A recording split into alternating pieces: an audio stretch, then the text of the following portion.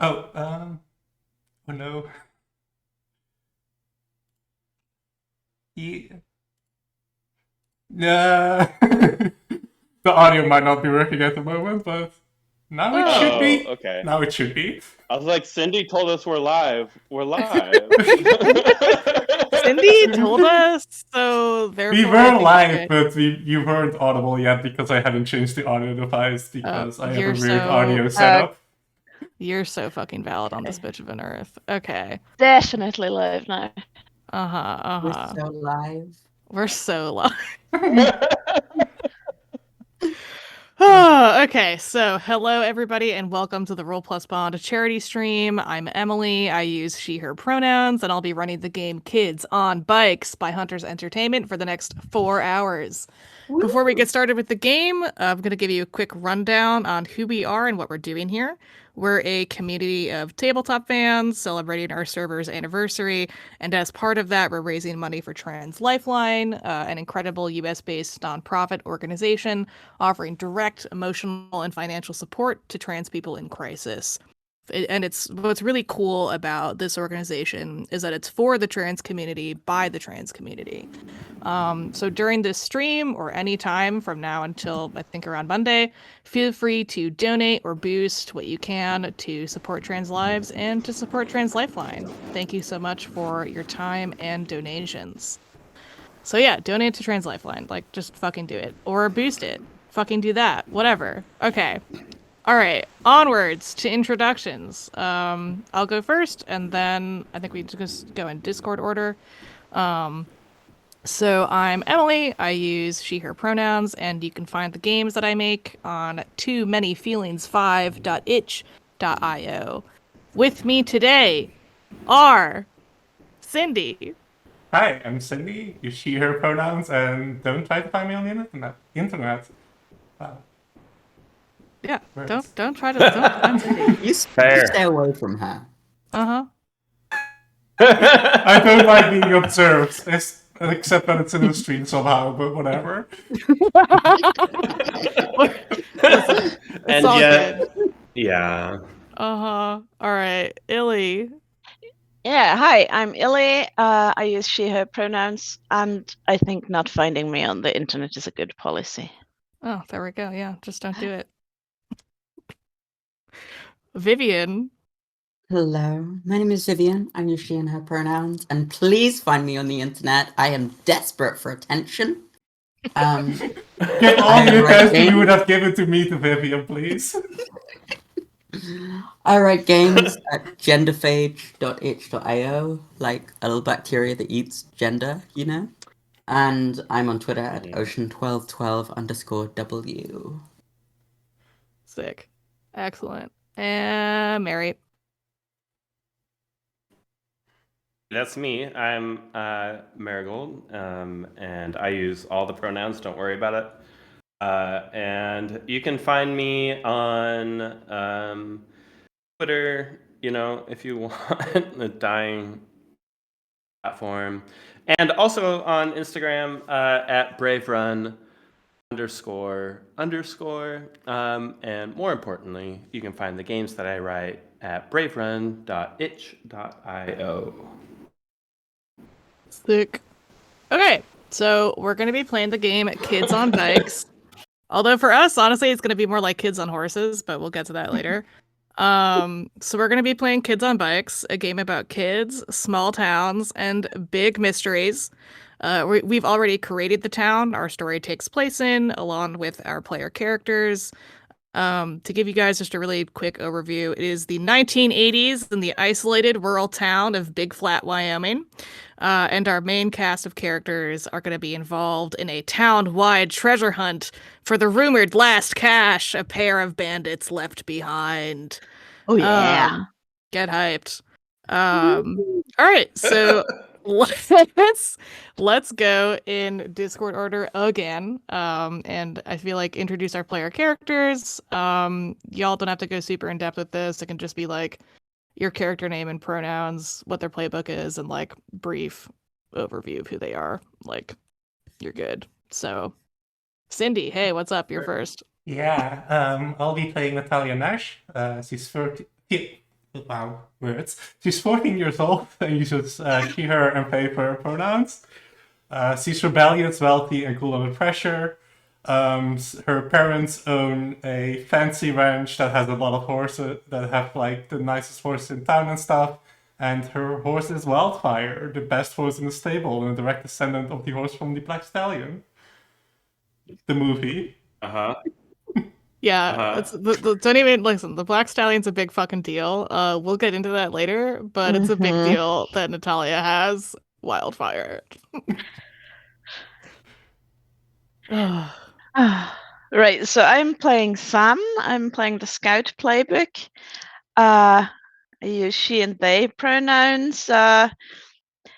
Sam is 12 and is blunt and restless, tends to spend a lot more time outdoors than studying or doing anything like that. And my horse is X marks the spot, but I call her Spotty.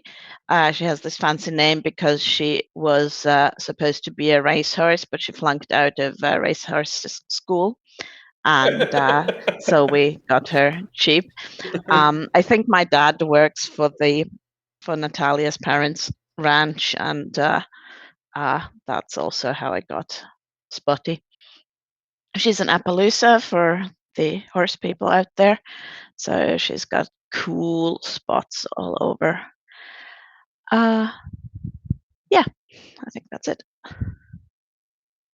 Awesome. Hey, Vivian. Hi. I'm playing Mickey What's Nash, up? who is the wannabe. Mickey is 11. He is Natalia's younger cousin. He is scared of meteorites, and he doesn't have any friends.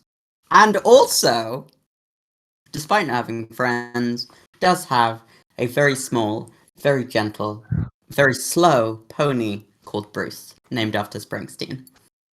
And his dad runs a big sugar beet farm on the outskirts of town.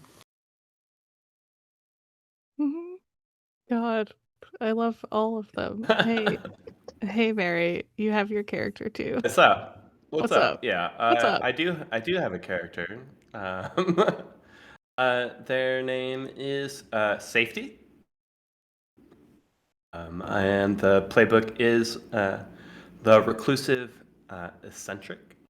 13 AM for the pronouns. I am a mystery. I live on a farm by myself, even though I'm 13. The farm was abandoned. I moved in. We'll get into it. Also, I have a horse. It's kind of like if you put, like an inverse filter on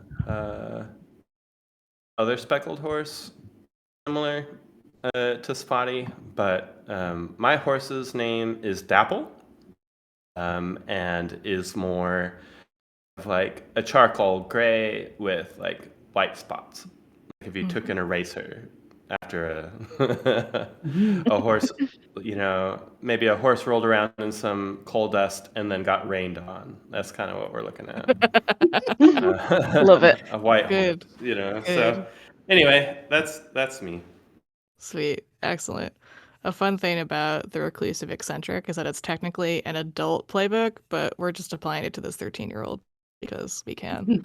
Boop, boop, boop, boop. Okay, I'm scrolling. We've never through done my- anything like this before. We've never taken Uh-oh. rules and just messed with them a little bit. Yeah, never used as ever. a- This is the first Crazy. time. Have you ever messed with a rule? Donate now to Trans Lifeline. Okay. So before we start the actual game, I'm just gonna run through like our goals and gay agenda here real quick. So that way, the audience knows what we're about, all that stuff. So we as a group have already discussed safety tools. We have our own lines and veils. As y'all can see on the Jamboard, we've got the big ol' X card. I figure if stuff comes up where you want to use it, you can just kind of move the sticky note to like the center on whichever slide we're on, and then we can, pause, go from there, all that stuff. And something I want to emphasize is that this game involves 11 to 14-year-old kids, and while they may be put in peril or experience real danger, no child in this game is going to be grievously injured or killed. Same goes for animals. So the kids and the horses are safe. Everyone else is fair game.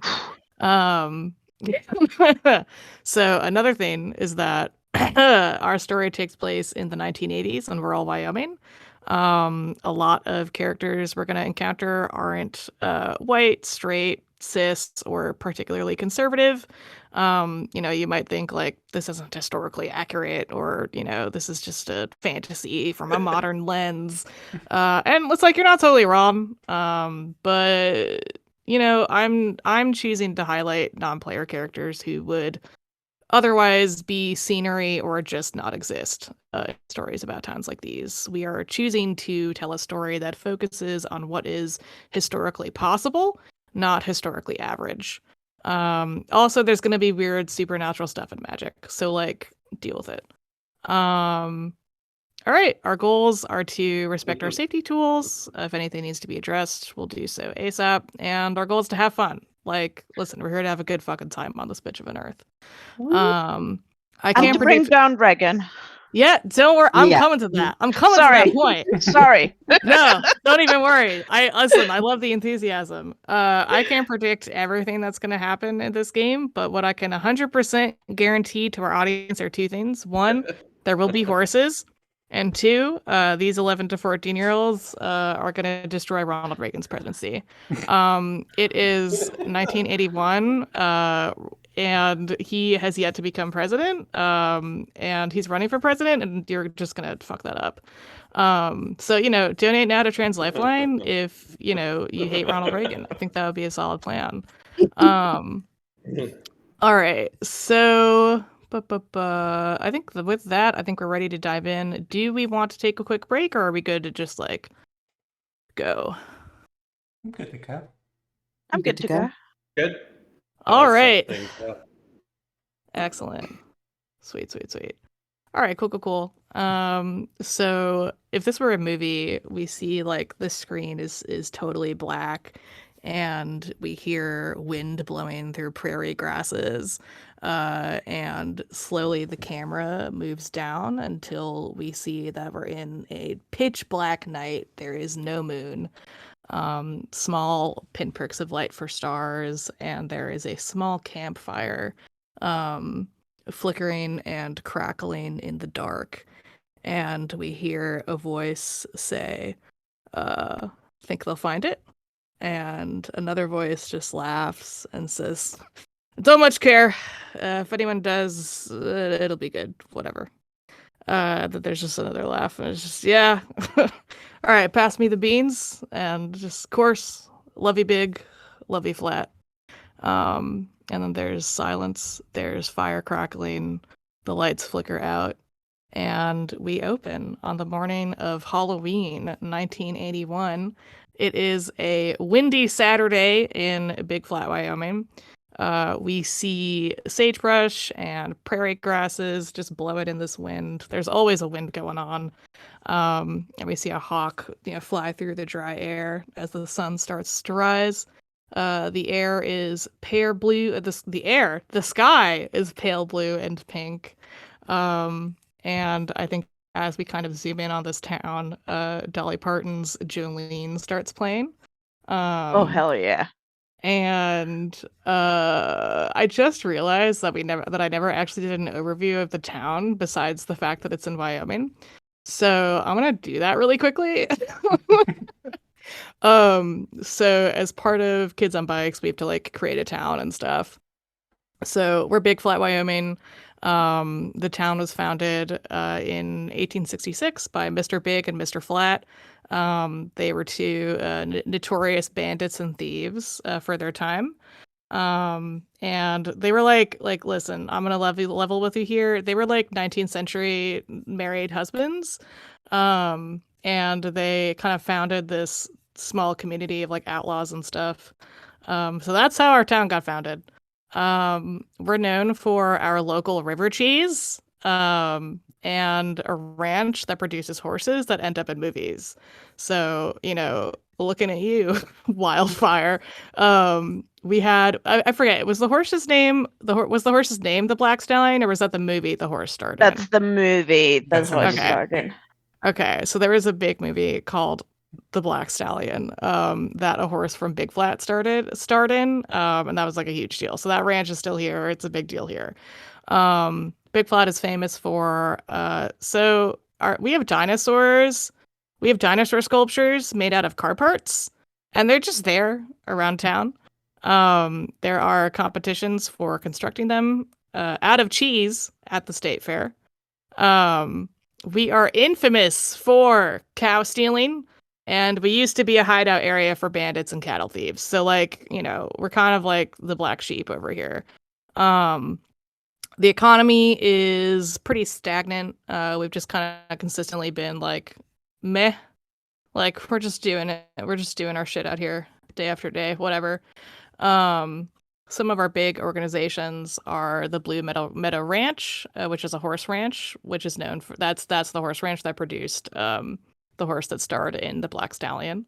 The Flat Family Farms, which is, just another big family. It's like there are a lot of family farms competing, and it's a whole lot going on. There's a lot of farmer drama here. And yeah, we have a couple of landmarks. We have a river. It's called the Cutthroat River. And we have the Dead Skunk Cafe. One of the rich farmer kids started a grody punk bar no one goes to, except this one band that's paid to be there. We have a gym that cranks out bodybuilders. Set It Down Slow Gym. We have a steakhouse called Outlaw Steakhouse. Our burgers are a steal. I forgot we had the Chug Big Cheese Bridge.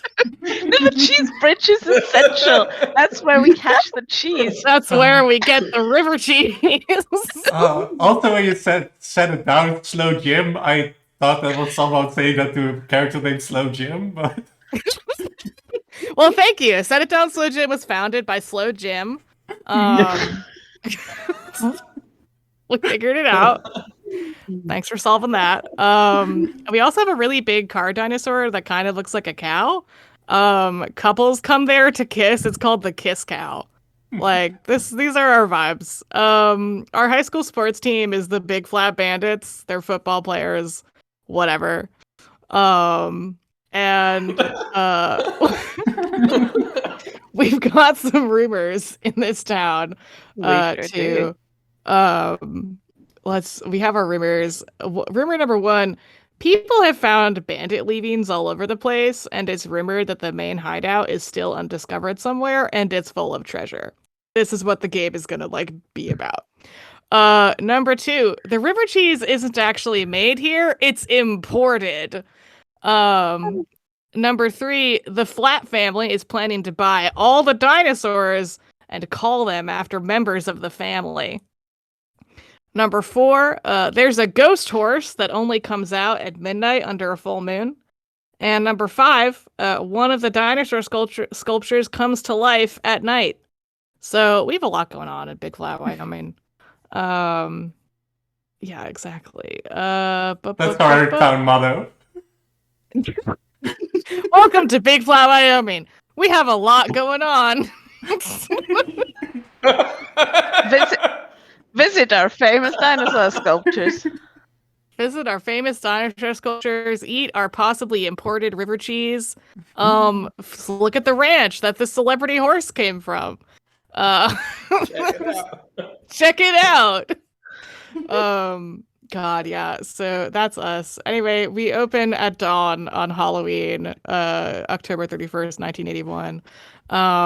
And what are we all doing in the wee hours of the morning? What are we up to? So are we setting up that basically we know about this? Is there like, Mhm. I guess what I'm asking, is there like a put on, like, hey, we as the town are gonna find this thing, or is it us, the kids, trying to find it? That's a good question. I was kind of waffling back and forth. Like, I think that this year specifically, it's like a big town-wide event that's going on that that we have all known about. I think that Is it this like an was annual thing, maybe, where it's like yeah, nobody actually expects to find it anymore, but it's like a Oh yeah. yeah, it's like a just like a event that we do every year, kind of a yeah, thing. yeah. I think it's like an annual event that people do Uh-huh. every year, and it's a very like oh well, will we find the treasure? And like 90% of people are like, whatever. I'm just here to like, Yeah. yeah, I'm just here to like hang out with my kid for a couple hours, get them outside, um, Okay. and but yeah, I think that there are definitely some people who are going to be super invested in this treasure hunt. A lot of them don't care, but some of them do. But yeah, you guys all know that like this morning is the start of this treasure hunt. Um, Yeah. so to find Big and Flat's last cache. Okay. Yeah. So Okay. yeah. I'm sitting in my room and putting the finishing touches on my Halloween costume, on Spotty's Halloween costume. Actually, mine's pretty much done. I'm going as Luke Skywalker, but I've got like a helmet for Spotty that'll make her look like R2D2. And I'm making that out of cardboard and trying to figure out how to do it so it won't bother her.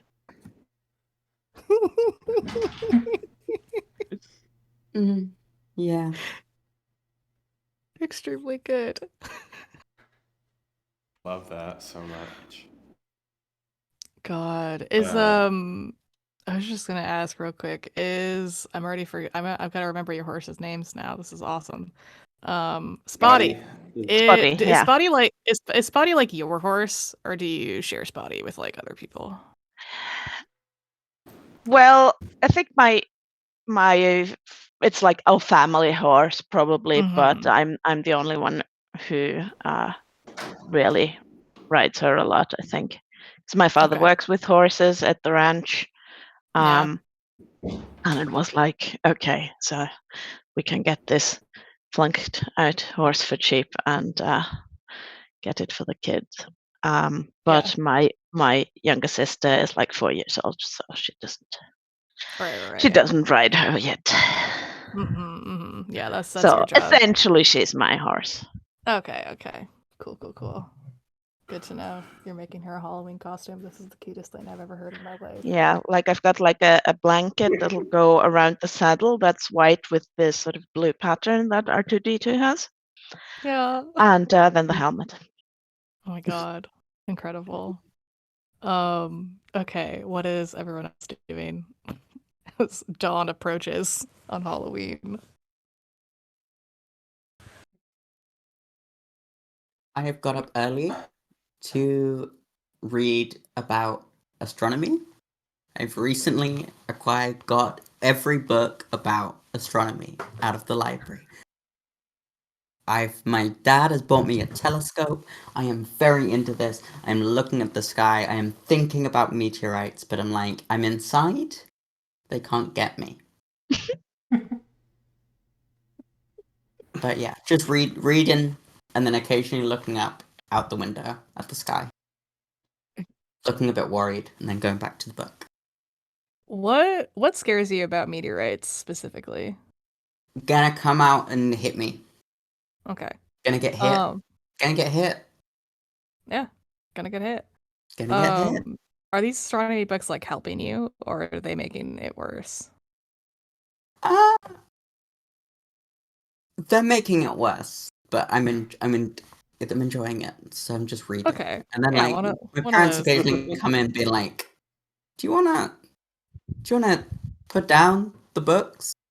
And they're a little worried about all the meteorite talk, but they're like, well, we're doing okay. Yeah, you seem to be doing alright.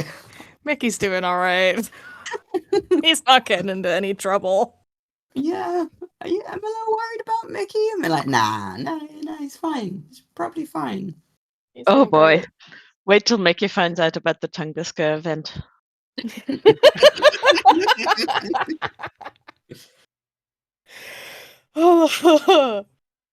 All right. What are the rest of you up to? I think Natalia is just like hanging around at the telephone. It's just talking with a friend, just gossiping and stuff. Like, all her parents are basically like, you need to get ready. The big search is today. I'm like, she's just like, yeah, whatever. God, Beth, stop being on my case. Jeez. Who are you talking to on the phone? I think like it's one of her friends. I need to come up with a name for one of her friends. This is Ali, I think. And Okay. they're just talking about the usual stuff. Yeah. Are you doing what's- the thing where you twirl the phone cord Oh, around your finger? absolutely, yes. It's a.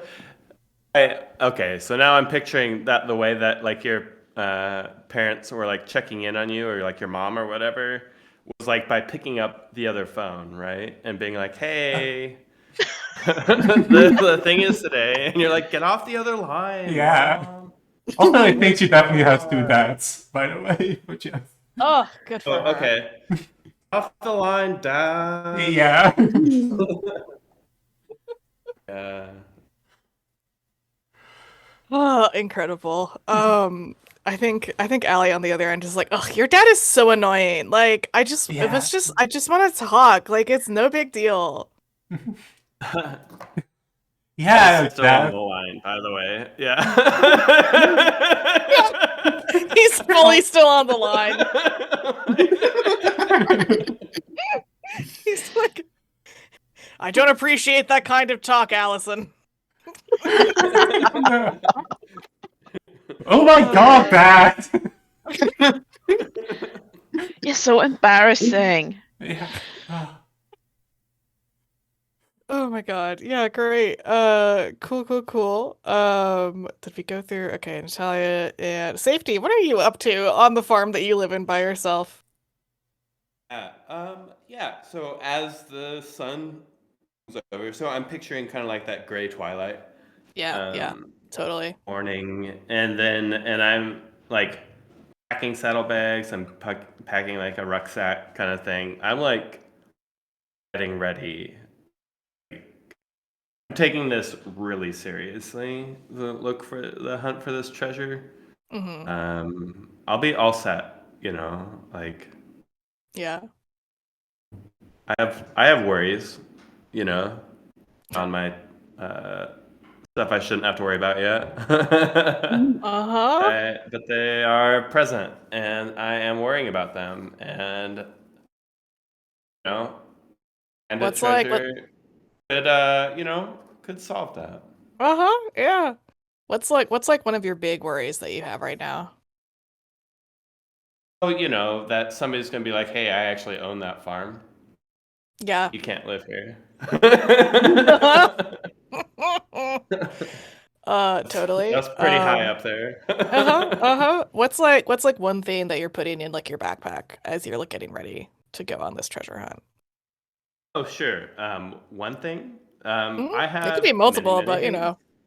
So I have my dad's gun. Uh, this Great. horse isn't the only thing I stole when I left. It's a whole lot of stuff. Yeah, it's just I have this old revolver. I have some dried meat. I have a big knife. I have some matches, flashlight, Mm-hmm. kind of stuff. Yeah. So you're like fully ready to go here. Awesome. Going, yeah. Yeah. So I think as you all are preparing for the day, I feel like a lot of you either work on farms or know people who work on farms, and the town in general is a town that like rises with the sun kind of deal. Um, so I think like the whole town is like coming to life at this point. Also, it's the day of the treasure hunt, so like there's like an excitement in the air. Um, I think we see like parents getting ready with their kids. We also see some teenagers. Um, some of some of them do look pretty serious about this treasure hunt. We see a couple of them like kind of giving little pep talks to themselves. We see Mhm. one of them definitely like listening to Prince on a Mhm. if we're cassette tapes were an 80s thing, right? Um Yeah. I think. Yeah. Yeah. Like Yeah. The little like Walkman CDs were like 90s. Yeah, that was Sure. 90s. Okay, They cool, were cool. invented in the 80s. i- I looked this up specifically because my character has a Discman, but it's supposed to be like a in expensive exclusive 1981 thing. though? I thought we were set Like later in the exclusive, like 80s when we were talking about it, but Okay, who Listen, cares? it was like whatever. 85 The or something that prototype. was invented. That they Okay. It's a Came came out, so, prototype. It's You a yeah. said prototype. Yeah. The cassette Some really- Walkman was invented in 79. So we have Oh. cassette Walkmans. Awesome. Okay. Sure. Sick. Okay, cool. This kid is listening to Prince on a cassette Walkman. Fully getting ready to go. We have a rich girl, a teenager who looks like a New York City bitch, but she's in fucking Wyoming. We have and then we have some tweens who are, y'all's age basically, who are also getting ready for this treasure hunt. We see we see this kid who you all know as the new kid in town. And I think he just looks constantly kind of bored with everything, but he's still like packing up his backpack and stuff, and it's like full. He's like ready to fucking go. We see a girl who is like, okay, y'all know her as like the most horse girl in this town. Um, and she is like I think that she's his she they pronouns. I think that they're like I think they're putting on their own like homemade t-shirt that says like written on like Sharpie or whatever, and written in Sharpie is like the ghost horse is real. And God. then we're seeing a tween who just like messy like overalls, t-shirt, super like curly hair that's kind of become a little mullet. And they are like chatting to their mom about the dinosaur sculptures. And they're just being like, yeah, but I saw it move. It moved, and like all this stuff. And then we also see a kid. I think we only see like the back of his head. Just this like bright blonde hair. And it's just quiet as he just leaves his house with his backpack, and he's like ready to go. And yeah, I think we also see some adults. I think as y'all kind of like walk out of your respective homes, I think, Big Flat is a very small community. I think you're all like relatively close together. It's the kind of town where like everyone knows everyone. I think that as you're all walking out, I guess actually good. Here's a question. Are y'all like riding on your horses right now? Is it like a Charlie's Angels kind of shot?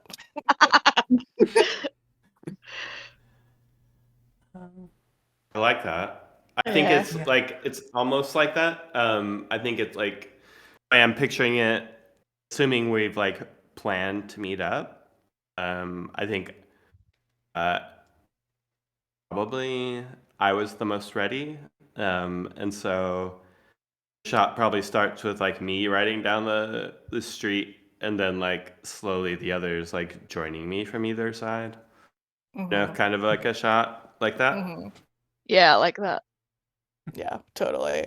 And I think we decided that like y'all as a group you're not like best friends, like you're not like super tight knit. So I think No. I think which is fair. I think a question that I have is how did y'all decide to like come together on this? Like what was the inciting thing where you were like, yeah, let's work together? So, I have an idea, which is I think that like Natalia's like dad's trying to get her to do a lot of stuff. So I think they suggested oh, why don't you do this like this year's like scavenger hunt with your nephew Mickey? You know, it was which she didn't really want, but she was forced into it anyway. You know. Uh, God, yeah, it's your little cousin Mickey. It'll be good for you. Really, Mickey? Hi.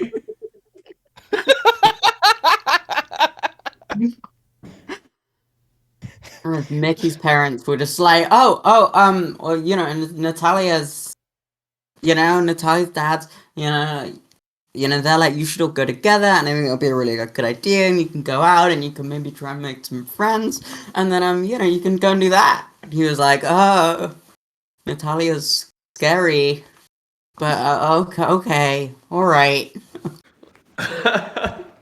Yeah, and like maybe even like my dad got roped into this sort of, hey, your kid's the same age. Why don't they all go together or something like this? Mhm. Because he works for your family. Oh my God, yeah. Oh yeah. Totally. And Mm. I think a thing Sam would do is sort of figure, because I mean, I don't know safety very well, but I've heard all sorts of interesting things about safety, like you live alone in your house and you have no bedtime, and you were probably given $1 million by your uncle. But I figure that's kind of a bandit life that you're living, or an outlaw life. So maybe you'd have some like ideas for where bandits would hide their things. So I said, oh, we should ask safety to come with. Mhm. Awesome. That sounds good. So yeah, I like how you're all like clip clapping on your horses. Um and I think that the horses are trotting, right? We're not like full on galloping or anything. But I think that some people are on their horses. Most adults are like in their cars or just straight up walking. And I think. teens. Oh. Yeah. I think my horse is doing the fancy like dressoir like walk. You know, like. Oh yeah. This horses. Natalia is totally not telling the horse to do this. The horse is just doing it on its own accord. Wildfire is not a cross-country horse. Yeah. Wildfire has standards. I think that Wildfire is like the kind of horse where anyone could be riding Wildfire, and like, what are Wildfire's pronouns again? Is it? I didn't really decide actually. Oh, okay. I mean, like, do we care? Does this horse have pronouns?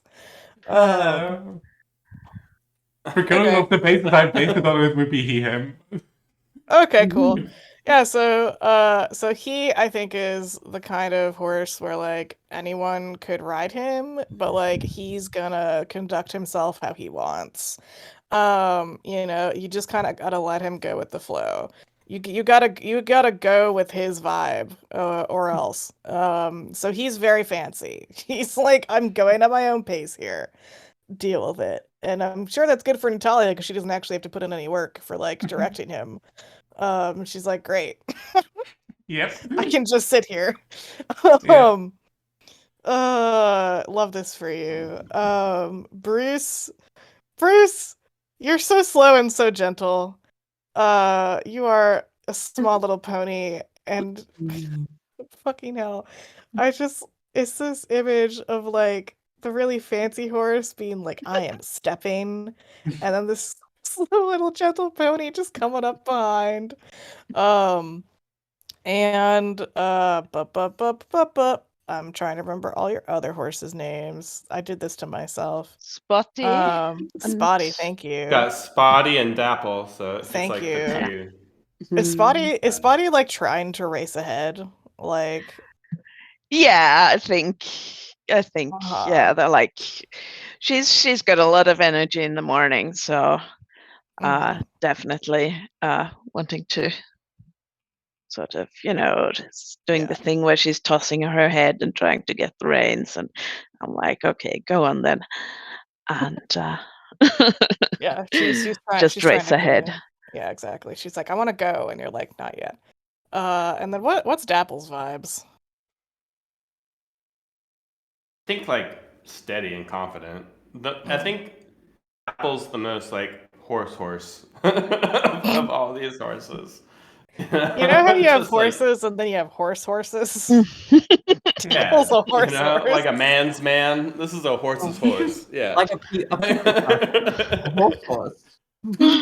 Yeah. Also, should we maybe That put will- up the horse pictures on the Jamboard so the stream can see it? Oh shit, we should put the horse Oh. pictures on Yeah. there. How do we do this? Can we put I them think in we can the just drag them on there. Yeah, you Let's can just take, copy and paste. Yeah. Yeah, okay.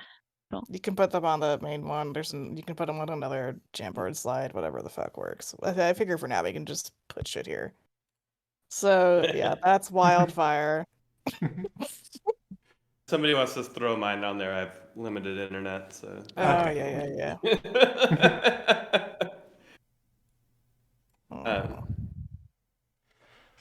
Yeah, I mean, like, I feel like Dapple is rolling his eyes at Wildfire, and what's this Spotty? slow happy horse? No, Spotty's Oh, fine. Bruce. Bruce. Yes. I think Dapple relates to Spotty most, like, okay, I remember wanting to be the one that pulls ahead, like, think, like, Dapple thinks of Spotty as, like, young and impulsive, but, like, relatable, and, like, just doesn't understand the other two. Oh my god, I love this.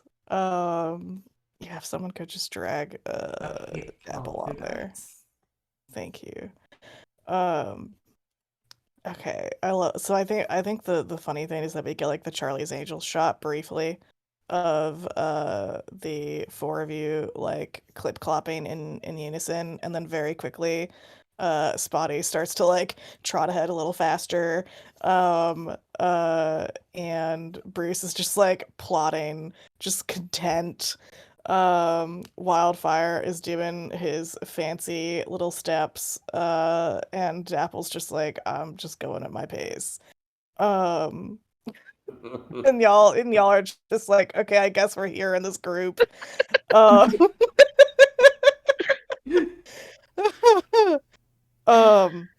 love Bruce so much. He's so cute. I love all of these This is horses. great. I love these horses. I love these characters. That's all that matters here. Okay, so we're doing some good vibes here. We're starting to make our way. I think that you all know, y'all have grown up with like hearing about this treasure. Like, big and flat, like hid it somewhere. And you all know that the treasure is rumored to be located in the tunnels beneath the Crooked Hills right outside of town. So I mean, like, y'all can just head over there. And I think like you also have, there's other people over there. I think that okay. Do y'all want to encounter an adult, a teen, or a tween as you make your way over to the Crooked Hills? I vote teen. Yes, like, it depends on the vibe. I think, like, if it's an adult, it's like somebody being like, and remember, like giving us like the talk of like safety or lore or whatever about the thing. If it's like a teen, it's like a rival, or tween. I mean, like, I guess I see both those as kind of like in the same category. Mm-hmm. But it depends on what we want. No. I'm fine with either. Okay. It could be fun to like run into an adult that's like giving us like the speech, and then like afterwards run into somebody who's like, "You guys aren't gonna find anything. What are you doing out here?" Yeah. Yeah. Anyway, that's kind of like that's the progression Totally. I've gotten from my brain. 100%. Awesome. So I think that, oh man, I gotta pick an adult for you to, okay, let's see. I think that Is it a gym bro? Oh my gosh. I didn't think of this character as a gym bro, but he is now. So this is Ernesto. He is this like 21-year-old, but to you guys, he's like a full-grown adult. He has babysat all of you before. And he is this like nerdy and apparently very buff guy. And he's like he loves making comics. He is an art major at the University of Wyoming. And he's always like scribbling stuff in a notebook or whatever. And he's been working, yeah, like he has told you all about his comics like over the years as he's babysat you guys. Um, and y'all know that he's been working on a comic book series for forever about the dinosaur sculptures in So town. cool. And so I think I don't think he's on a horse. I think that I think he's on a bike. I think he's on this old bike. And he's just kind of pedaling along and he's like slowing down as he sees you guys. And he just kind of gives you all kind of a look. And even though y'all are probably up higher than him, you still get the sense of like, oh, this is our old babysitter. Like he hung out with us a lot. And I think that he's kind of just like, oh yes, okay, so you guys are here for the treasure hunt. Hi, Yeah. Ernesto. Hi, Ernesto. We're gonna find it. Yeah? Mm-hmm. Yep, unlike the hundreds before that fight. Natalia also Yeah. right. They weren't looking properly in the right places. Okay. All right. Well, he like gives like a stiff little salute to you guys. And I think he's like, well, I'm looking for the treasure too. Oh yeah? Where is it? I can't tell you that Why not? because I don't know. Oh. What do you think it is? Where are you looking? I'm looking where everybody else is. I'm looking in the caves. I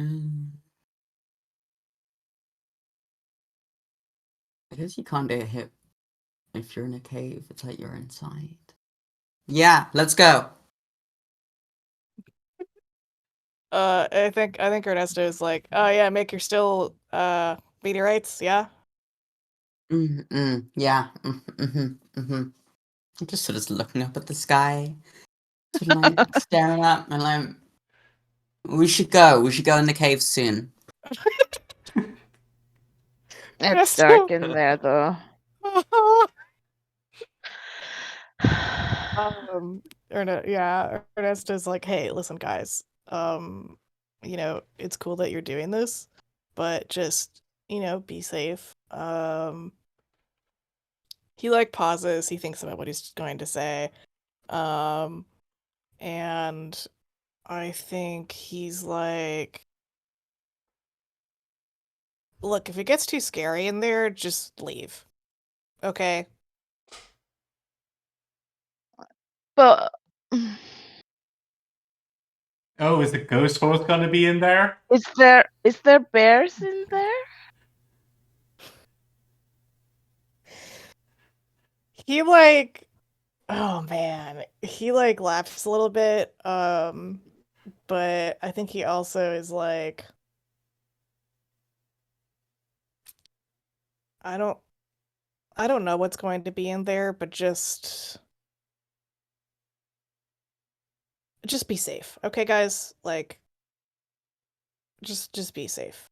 Okay, well, but I've got a compass, and I've got my pocket knife, and I've got a torch, and I've got a band-aid, so I think we're going to be okay. He's like, okay. And I think he like is able to he's like riding his bike. He has his backpack and he's like he pulls he like manages to he's like very slowly on his bike moving with you guys. Um and I think he's able to like unzip one of the backpack pockets and he just like chucks you all some extra granola bars. Um and Hell yeah! and I think he's like, all right, well, good luck. And he just kind of like pedals off. And I think did you catch the granola bars or did they hit you?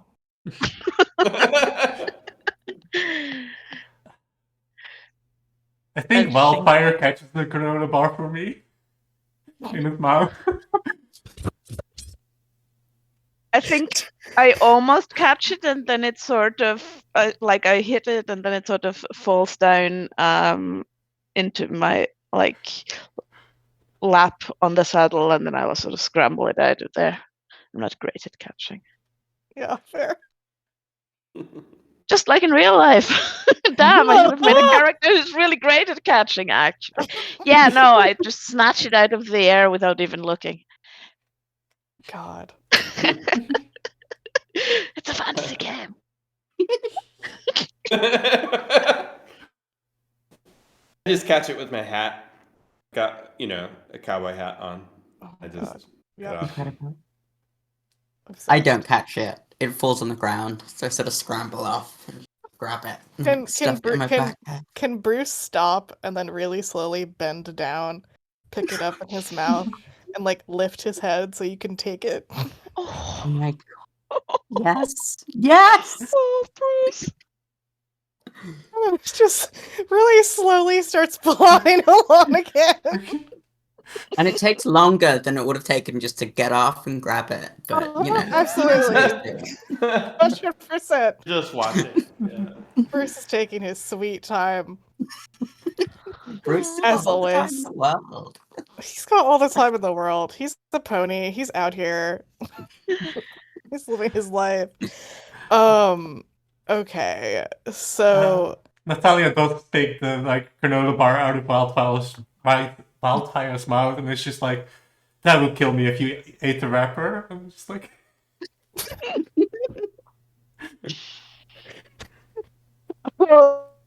I don't think Wildfire acknowledges you.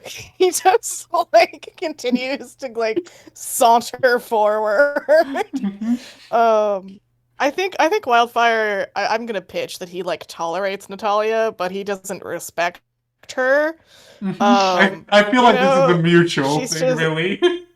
Yeah, right. It's a mutual. I don't really give a shit. Whatever. I'm doing my own thing. God, that's so funny. Yeah. At least I got to leave the ranch, I guess. Y'all are trot. Yeah, exactly. I guess I get to get out of the house. Whatever. Would have preferred to hang out with Allison, but I guess I have to do this with my cousin. God, yeah. So y'all are vibing. Y'all are trotting along.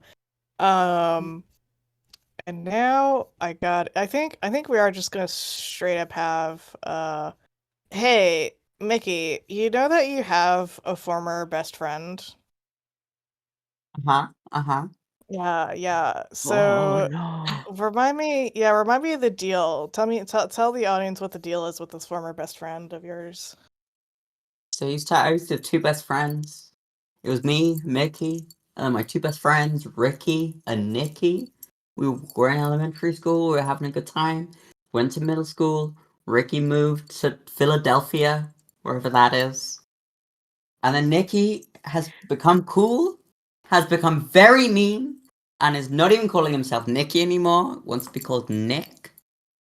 And Mickey just has no idea what's going on. Mickey is like, what? What is this? What have you become? What have you become? Mm-hmm. Mm-hmm. And So I think like you see you'd recognize like Nick anywhere. Like y'all hung out all the fucking time. But I think he's had a growth spurt, so he's a bit taller. He's definitely taller than you. And The nerve. he's taller than you. He's like bright blonde hair. And I think he's wearing like his older brother's old like Big Flat Bandits sweatshirt. So he's got that on, and but it fits him impossibly. He looks cool in it. And yeah, what do you think he's riding? Is he riding a bike or is he just walking? What's our vibe here? It's like a 4-wheeler. Yeah, right? That's what I'm thinking.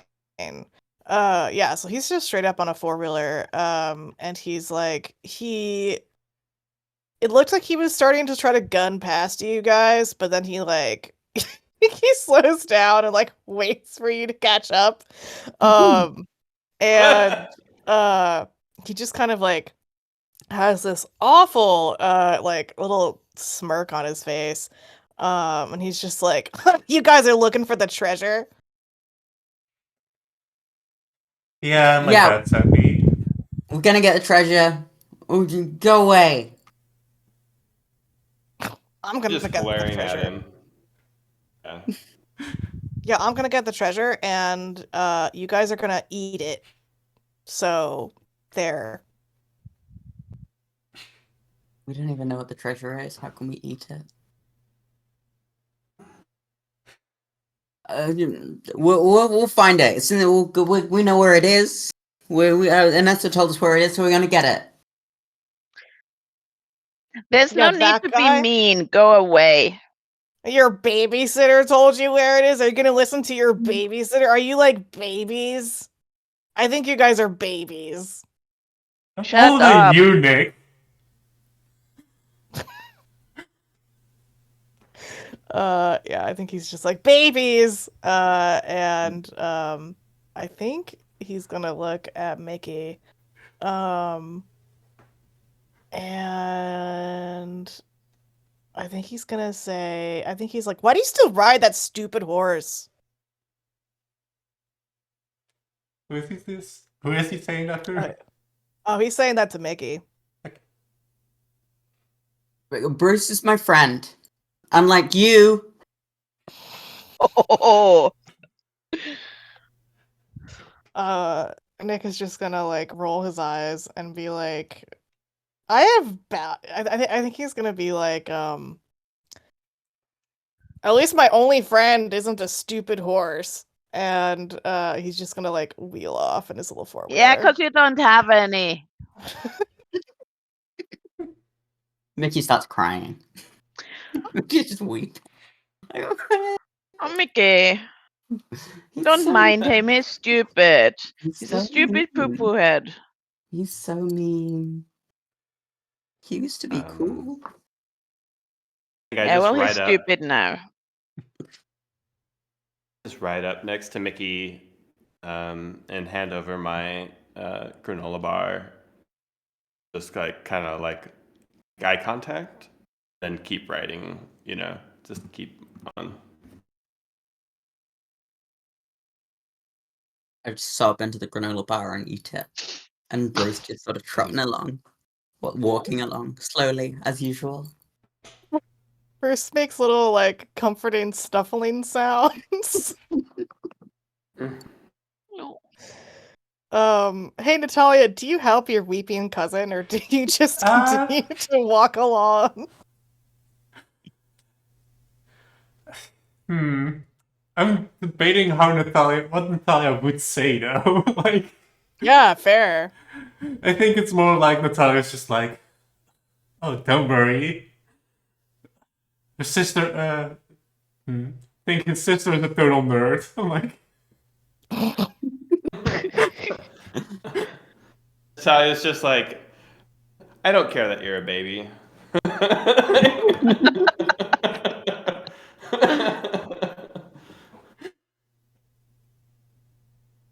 Oh my god. Incredible.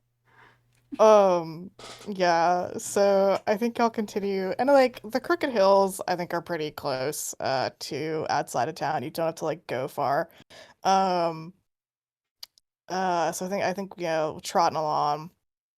And I think it is like Big Flat is like this very isolated small town. Like it was founded for outlaws, like it was hidden away and everything. So I think y'all are super used to seeing just like this expanse of like prairie and grasses and like gentle hills. This is like eastern Wyoming, so we're not like in the mountains. There's always a wind blowing. I think that fall, so it's like a crisp, cool kind of air. Um, we got some grasses blowing in the wind. And I think that the Crooked Hills are yeah, just these like very uneven hills. Like they look kind of funny. I think that some people call them the Crooked Teeth. And they've been here forever. And I think, literally there's just straight up an entrance by like the largest hill. It's like a kind of like a rough shot in like well, let me not like a full on like doorway, but like an entrance, to like the tunnels. So like, the entrance is not difficult to find. Where people have consistently failed is going through the tunnels and finding treasure. That is where the trouble has been. But yeah, you guys start trotting up. I think that let's see. I think that as you're trotting up and like so so a bit before you get to the entrance, you see who do you see go in? You definitely see Nick. He goes in. Just like no worries. He just like vanishes into the cave. does he go in on foot or on his 4-wheeler? Oh, he goes in on his 4-wheeler. Like he's getting off the 4-wheeler only when he has to. He's going in there. He like honk. He like there's like an obnoxious little like honk. He puts like a oh my god, what word am I trying to say? Like, oh, an air horn. Oh my god, he has an air horn attached to Oh, it. God. So he just goes goes So- in. So I've been looking at pictures of 4-wheelers. Is this a motorized vehicle? Yeah. Oh, okay. Yep. Okay. Next, just full on riding one of these. Okay. Yep. I mean, as someone who comes from a small town, I can say that like giving kids motorized vehicles way too early is an honor tradition. Oh yeah. Like This I this used to kid. ride around the when I was like combined 11 or harvester. 12, I would be riding around on one of those. Yeah. Right. Oh yeah, Okay. fully. Like he's ridden on like his dad's tractor and stuff. Like like most of the kids here, and the adults and shit, like are all like very outdoorsy and like know how to operate machinery and stuff. Like y'all know your shit. Yeah, I guess. In general when it comes to like navigating the outdoors. Unless you specifically don't want to be, in which case that's fun. But in general, y'all have grown up in this environment of like a lot of people go hunting and fishing, a lot of people like hike and like ride around and stuff and like that kind of thing. Like Safety has a fucking revolver and like it's not unusual. Yeah. It's like okay, kind of weird but not wild. So Yeah, no, fair enough. I just wanted to make sure I had the right mental image here. So Oh, yeah, this place totally, is big totally. enough for us to ride in with our horses then, or gonna say yeah for now. Yeah. Because it's funny to me. I think you do- say you see. Oh yeah, sorry, you go. Oh yeah, I think Natalia definitely has to like duck a bit because she's the oldest, she's the tallest, but also her horse is probably the biggest out of all of them. So she's like has to duck while going to this cave. Like, Yeah, so I think you hear like the echoing sound of the air horn as you guys go through this entrance. The tallest hill of the Crooked Hills is pretty tall, so like you can just go in there with your horses, whatever. And it's you go through the entrance and like there's still some like natural light flooding in by the time you get to this I guess like it's just like earth and this like kind of like shabby doorway. Literally it's just like a plank of wood. um and I think when y'all go in, y'all go through, you're brought into this like massive cavern. And this definitely like should not fit in this hill. But it does. It's this huge cavern. Like the ceiling is like super high. You do not have to worry about ducking your head or anything. And your horses are kind of like pawing nervously at the ground because they're like, oh, we're in this dark space. But they're like doing okay. And I think that at the other end of this cavern, there is like another kind of doorway entrance. But on either side of this doorway entrance are these dinosaur car part heads. And they're on either side of the door, and then there's a dinosaur car part head on like the top, like on the, right above the door. And real quick, what kind of dinosaurs are these? Are these heads like? Stegosaurus. Okay, we've got a Stegosaurus. pterodactyl. Say yeah. that. Oh. We got a Stegosaurus. We got a pterodactyl, and what's the third one? That's got to be like a Triceratops. Okay, Oh yes, good one. that is a good one. So I think as y'all approach, I think the let me see. I think the Stegosaurus is going to be like, welcome out of this like rusty mouth. And My God.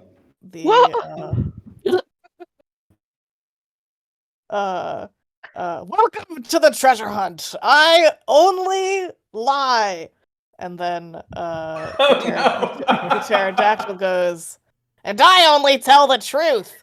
And then the Triceratops above the door is like, I also tell the truth, but I'm really cool about it. Yeah. Mhm.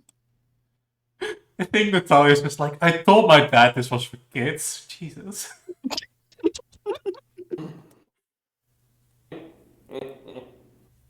Oh my don't- God. I don't think the bandits had these dinosaurs. This is weird. Maybe the Well, bandits were dinosaurs. But they didn't have cars back then, right? Right? They just had horses. They had trains. Natalia's. Mm.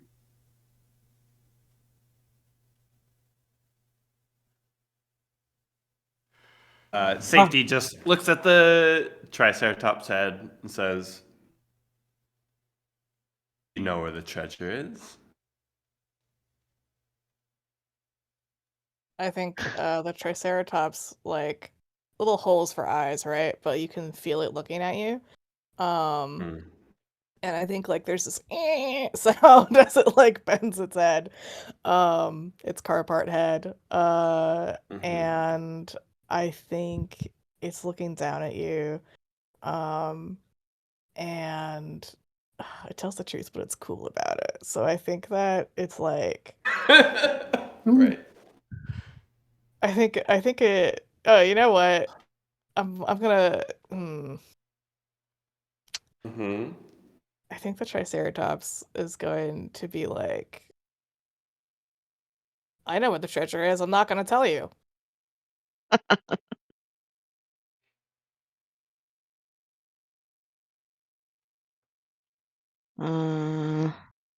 Okay, The but one- like if I ask you where is the treasure, then you also have to tell the truth, right?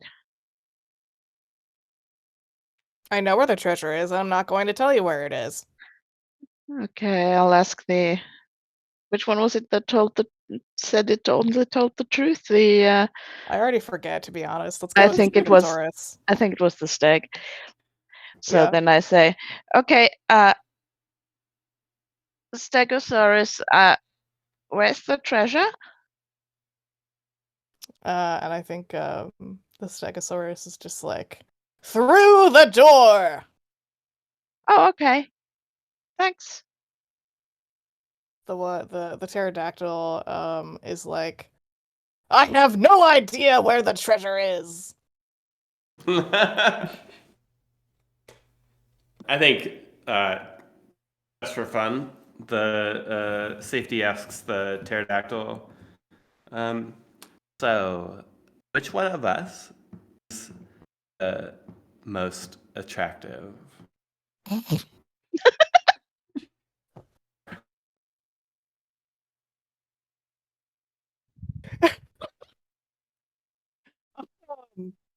The pterodactyl looks and immediately squawks. I think the pterodactyl is like, the Stegosaurus, of course.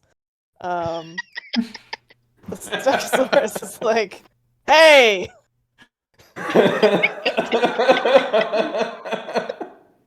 The Triceratops is just like, yeah, the treasure's through the door.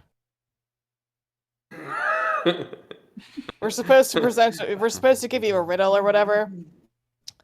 But yeah, so like whatever. Why do you guys want to find the treasure?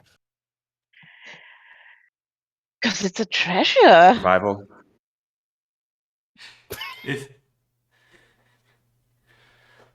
Because my dad told me I should go on this fucking treasure hunt. That's why. Don't swear. What? You shouldn't swear. Oh my god, you're such a. You're such a good at shoes, Jesus. I thought you were going to use the baby thing again.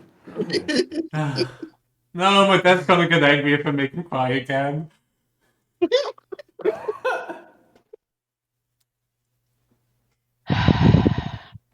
Anyway, like everyone wants to find a treasure because it's a treasure and because it's secret and because it's an adventure.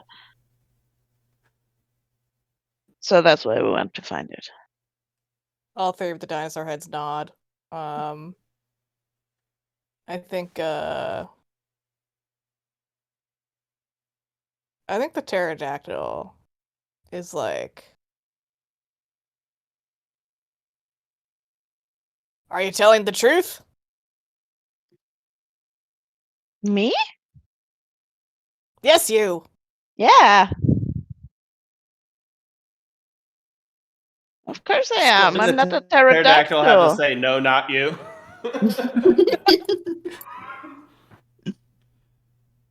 No, not you. Looks at the horses.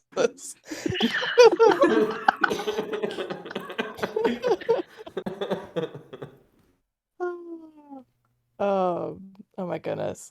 Yeah, so I think these dinosaurs are like, I think the Stegosaurus is like, listen, we've already had to present our riddle so many times today already, and we can sense that the sun isn't even fully up yet.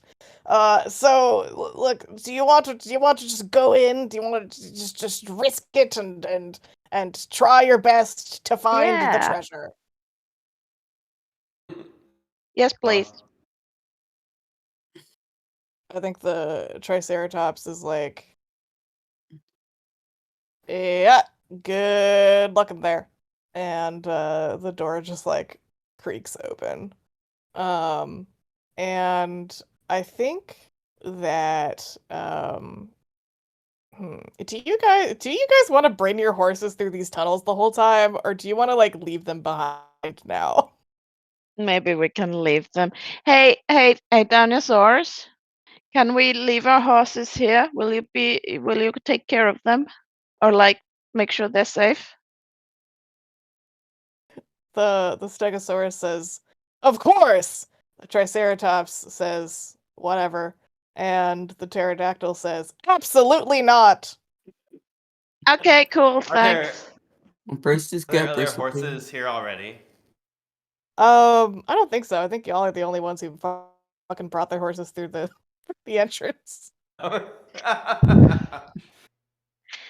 Okay, Spotty, be good now. I get like a little like I take the R2D2 helmet off, and I get like a little feed bag with some snacks, and then I put the reins so they can't fall and get tangled in her legs. So if she needs to, she can leave, because I know she'll go home anyway. Yeah, she's a good horse. She like nuzzles into you, and like trots her little feet. She trots her hooves because she's excited. I promise I'll share the treasure with you. She like knickers.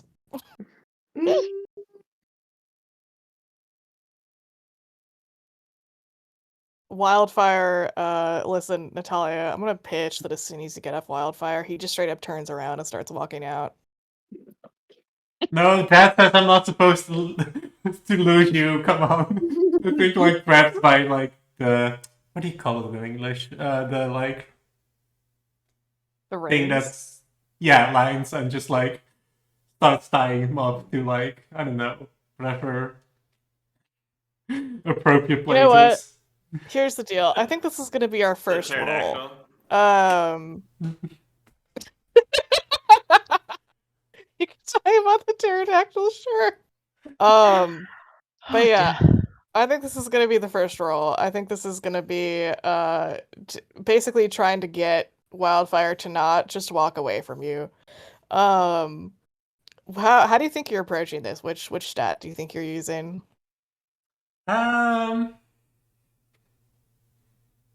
I think I'm using my charm here. Just like Okay. he like, okay, come on, Wildfire. We both know what the drill is here, sort of thing. Okay. Cool.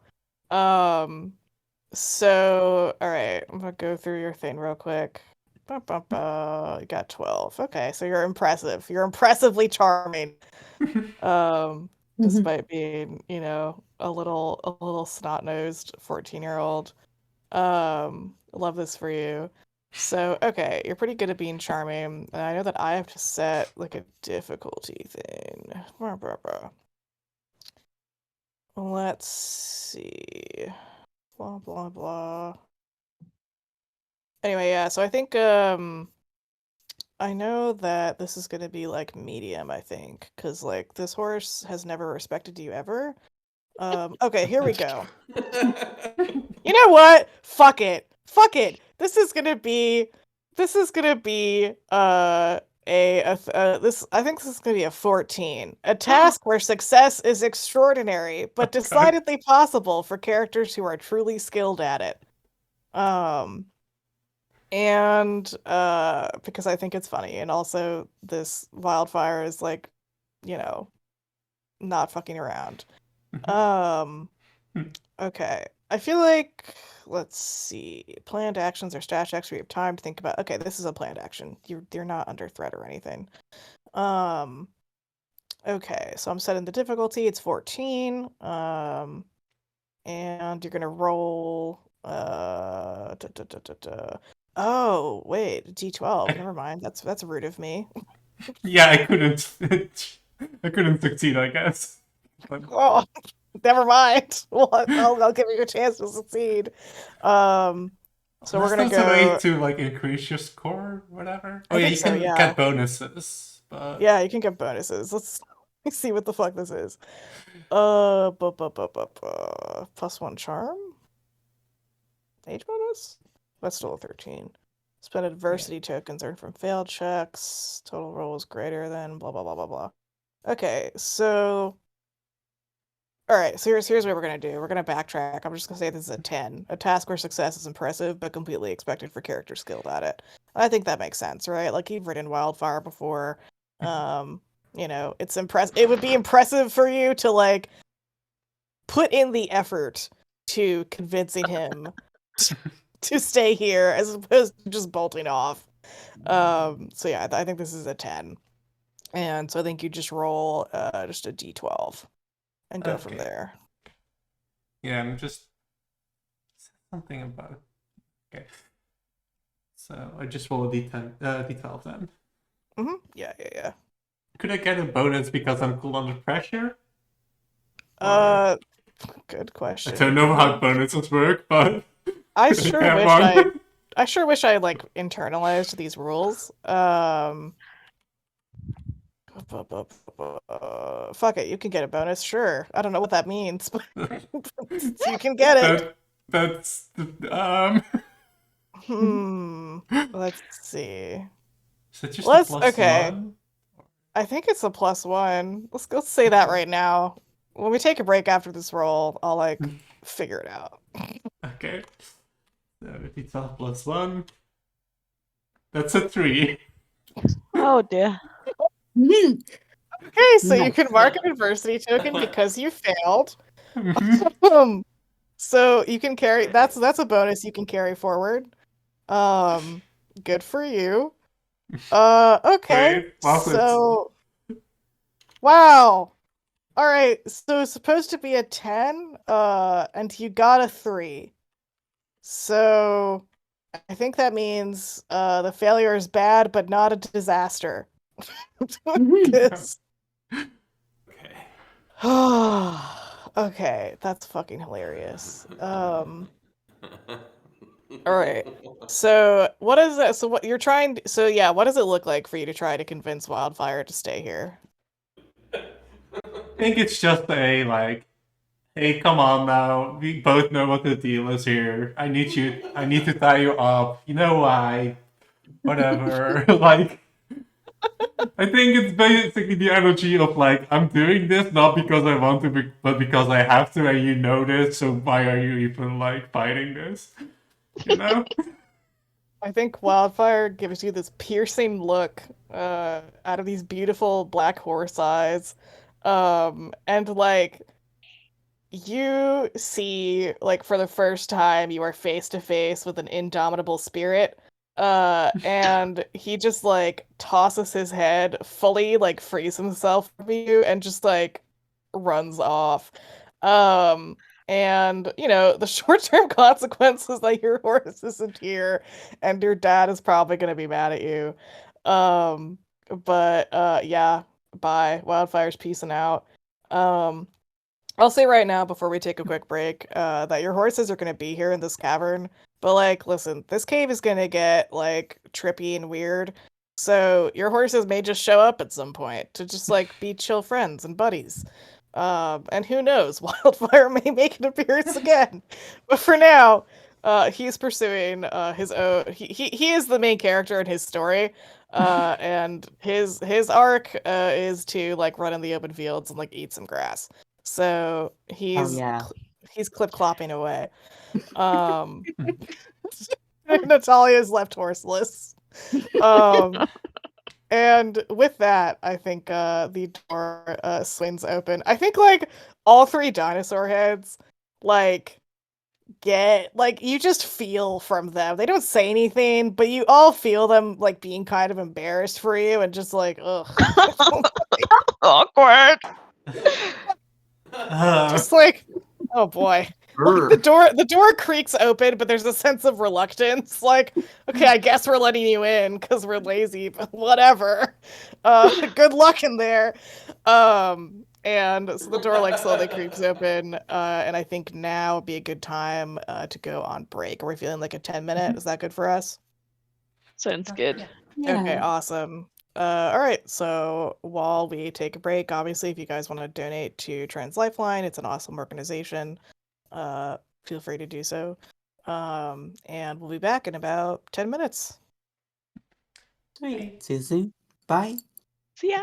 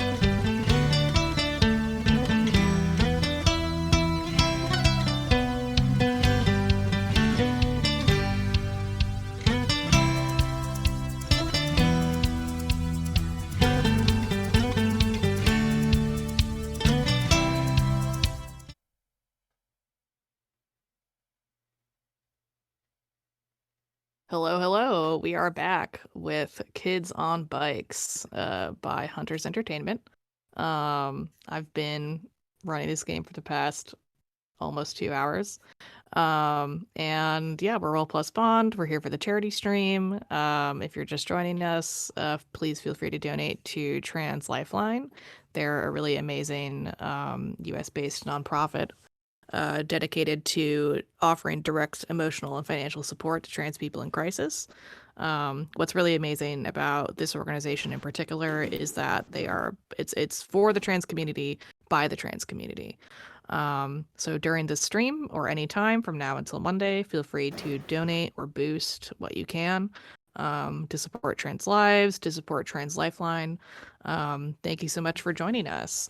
Last we left off, our 11 to 14-year-olds were about to enter the caves of the Crooked Hills, attempting to find the rumored last cache of the bandits, Mr. Big and Mr. Flat, who founded the town of Big Flat, Wyoming. It is 1981. Ronald Reagan's presidency is going to be ruined. And here we are. So I think the wooden plank of a door just kind of ekes open. And y'all can walk on through. I think a question that I have for you guys. Do you want to encounter like a physical danger or more of a puzzle right now? Oh. Ooh. This is not a bear. Yeah, no bears, but Yeah. Uh, Something anything else is fine. physical. Let's go. Okay, cool. Yeah, let's go. Let's go. I Physical. think Physical. Is that 1981 or is that later? let's see. Physical Olivia Newton-John. Olivia Newton-John. Released 28th of September 1981. Hell yeah! We're with it, baby. Incredible. It is Halloween 1981. Let's Get Physical starts playing over the soundtrack to this Wait. movie. Physical is currently #1 on the chart. Oh, incredible. Bang. Holy This shit. hot new. This hot new single hitting the airwaves. And I like I like the idea of it being played, but it's kind of like echoey because you're in like a cavern, right? So it sounds like a haunted version of Let's Get Physical. Ooh. And oh my god, okay, a physical thing that I'm totally gonna come up with right now. It's gonna be great. So y'all are walking through, and I think I think that the ground starts to get slippery. Chat just said, "Let's get physical." Church organ cover. Shout outs. And anyway, yeah. So y'all are walking. I think the ground starts to get like slippery. Like you know how like caves. I think you hear the sound of like some water like trickling. And the ground starts to get slippery. It's a bit difficult to keep your balance. And I think that it gets progressively darker, right? So like, y'all can like take out flashlights if you have them. But like I think the darkness is starting to become this kind of like all-encompassing thing. Like you know what it Sorry, go on. Oh yeah. I'm just gonna say real quick, like you know how when it's like so dark that it almost feels like a physical thing? It's like that kind of darkness and it's like contained. I think that you went through this door from this massive cavern, but now like the pathway has become super narrow. And like y'all can fit through here and that's it. Like you have to walk in like a single file. And the dark is just like all around you. Sam, what were you gonna say? I have my flashlight on and I'm constantly turning it on the cave walls and everywhere because I'm extremely scared of the dark, and Uh-huh. I think I'm walking very very close to the others, uh, and yeah, I think I don't know if the others have flashlights out, but if not, then I'll be like, does anyone else have a flashlight? Can we have more light, please? Yes, I do have a flashlight. Yeah. It's out. Think- For sure. Yeah. I think Natalia's just like, oh, my dad probably packed me one. Looks in her backpack. Oh, yeah, there it is. Look, gets it out. Didn't pack it herself, but it's there, you know? Yeah, yeah. Uh, That's so funny. Yeah, so y'all have these flashlights shining, and like the flashlights help, but it's still like extremely dark and like it's damp. The air is like stale, and underground. And I think that you're going through this really narrow pathway. And I think as you're walking,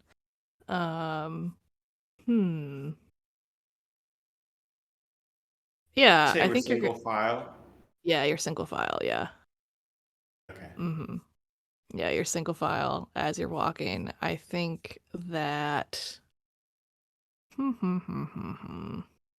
what weird thing could be in the cave? Let's see. Actually, you know what? I'm gonna ask. Fuck it. I'm outsourcing my job. I'm gonna ask y'all. Can y'all just pitch like one aspect of this threat, this physical threat that you're about to face? It can be anything. Unsurprising. Bat. Unsurprising and what? Flapping. Okay.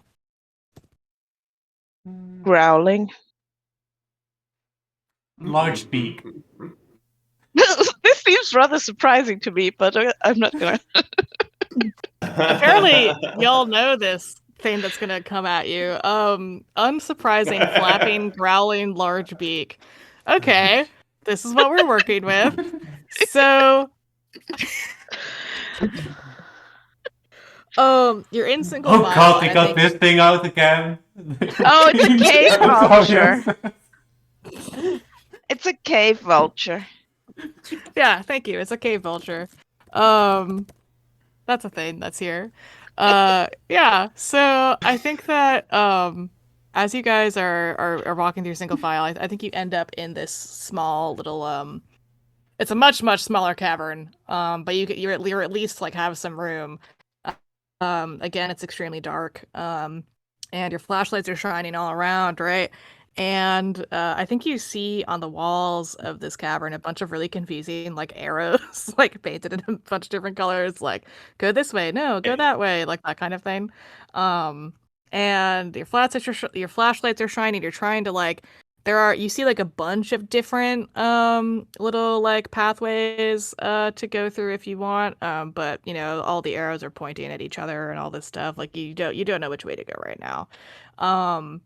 And flashlights are scattering around, and I think the light hits like the ceiling of this little cavern, and staring down at you. I think this cave vulture is kind of like a bat, and that it has like little like claws that's able to like cling to the ceiling.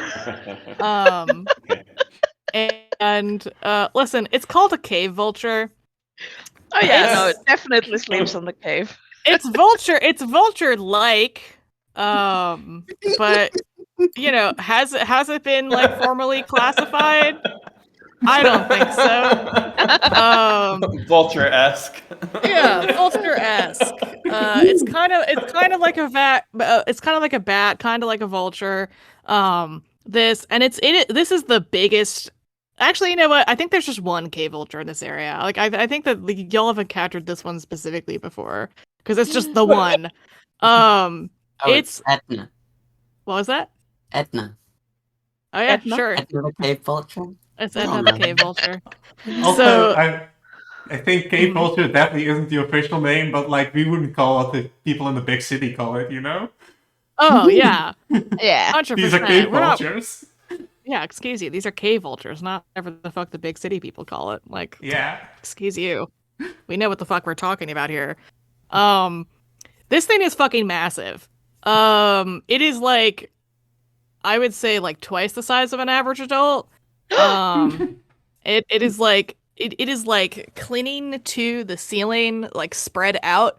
It has these really black gleaming feathers like all along its body, except for its like bald head. I think it has like 8 eyes like spiders do.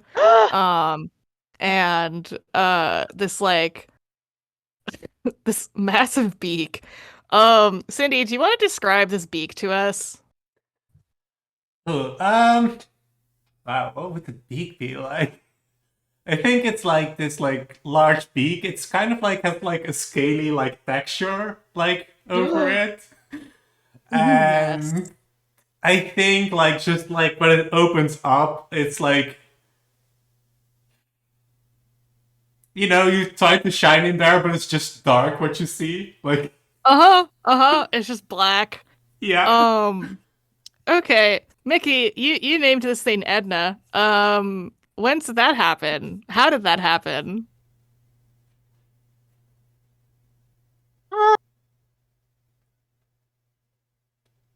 I think it was just a thing.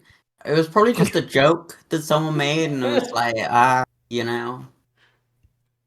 I know. Actually, you know what it is? Mickey got scared of this around like as like a 6-year-old on a previous cave hunt, and his mom was just like, "Oh no, that's Edna. Edna, that's Edna."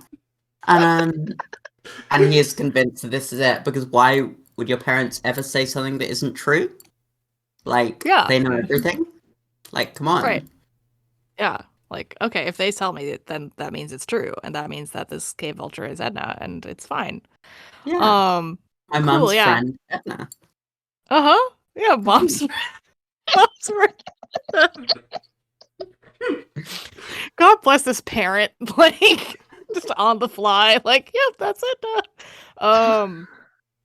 God, yeah. So this massive, like, scaly beak like opens, and it's just this like your flashlight tries to shine, but the light like doesn't go through. It's just this. It just looks like this black gullet. And you know you would expect like a bird screech or like a dinosaur kind of screech noise to come out, but no. It's this like low gravelly like bestial growl, almost like kind of like I guess like a wolf, I guess. Like that kind of energy. And I think the eight eyes blink at you, and they're like these like yellow eyes. And this thing is fucking staring at you, staring at all of you. And I think fucking like swoops and takes a dive at you guys. What do we do about this? Uh, I don't like it here.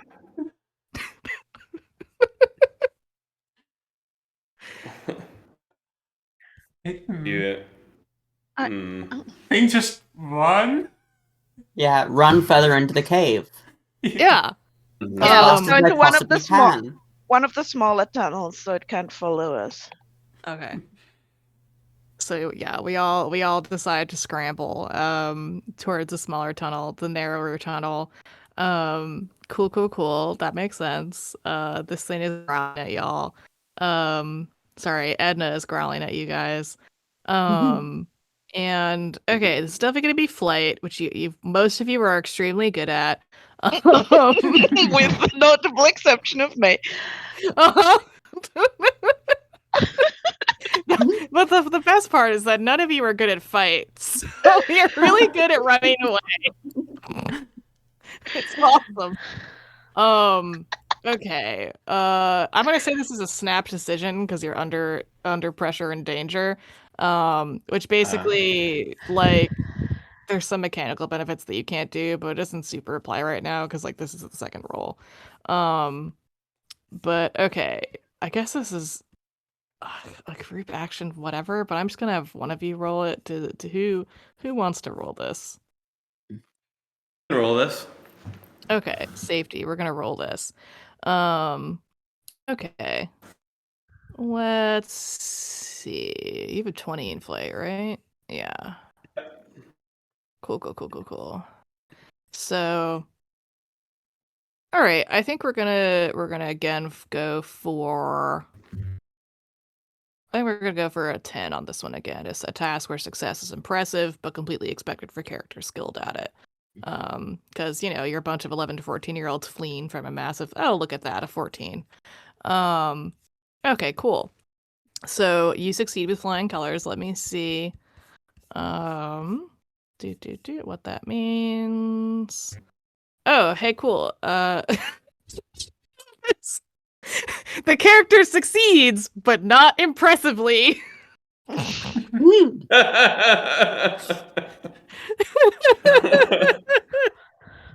Yeah, I think that's probably my fault. I'm sort of scrambling behind and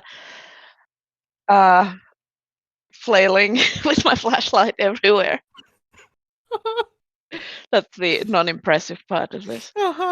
You all are like sprinting and you're like ducking through this tunnel, and your flashlight's just waving around, and I think you all once again get the distinct impression that Edna is embarrassed for you. Another entity just being like, ugh, okay. There they go, I Natalia. guess. I think Natalia just like after the run. Oh my god! I'm so glad there aren't any popular kids here.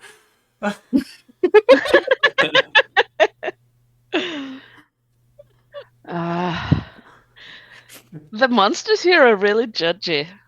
Really judgmental. Yeah, and it just like lets out this like it's like a howling noise. It kind of sounds like a haunted coyote. And the sound like follows you as you go through this narrower tunnel. And I think once again y'all are in single file. How are we feeling about that encounter? Are we feeling we're feeling frazzled, I'm assuming? Pretty freaked out. Mm-hmm. I thought I was only scared of bears in the dark, but maybe I'm also scared of cave vultures. Edna specifically.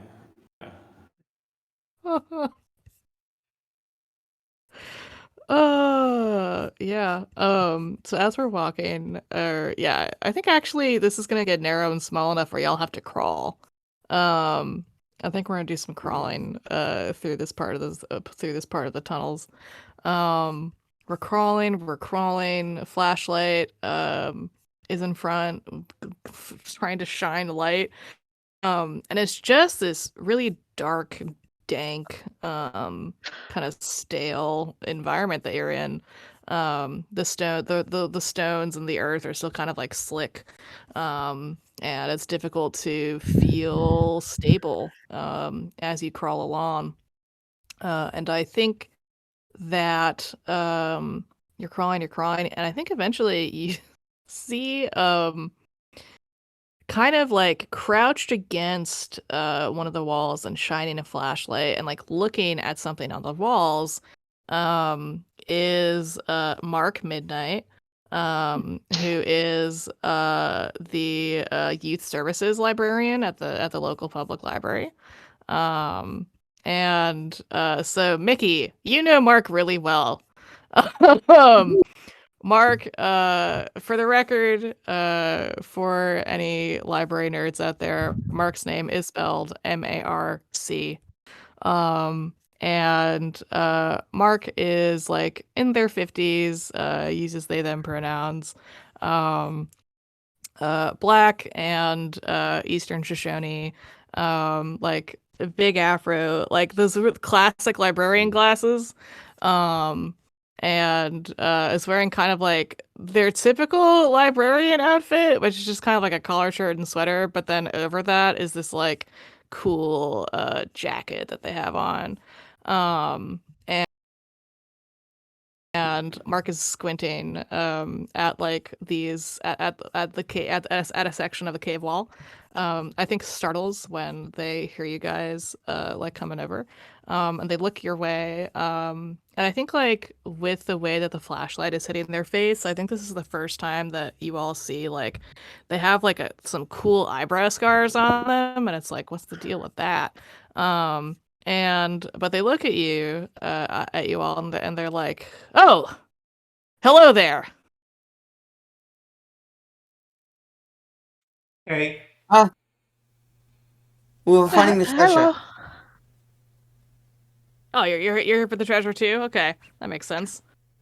Yeah, I just Yeah, I what just do you- kind of go here every day, so I kind of forget you know that it's the big day for coming in here. So how are y'all doing? How's it going?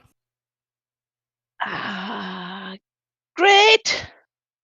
There's nothing scary Had at a all. run in with Edna. Yeah, no big deal.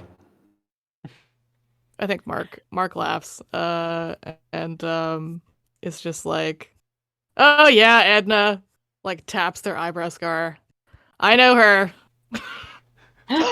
um is just like, "Okay, hey, can listen, I also want to find this cache. I want to find the treasure, but like really what I want to do is just explore the caves. I mean, I do that all the time. Um and it's kind of what I do on my free time. I'm just really here to kind of decipher the cave mysteries. So, do you want to solve mysteries, or do you want to like scoot past me?" I think somewhere within that explanation, like Natalia does a quiet snort laugh to herself and says "nerd" very quietly. What mysteries are you solving?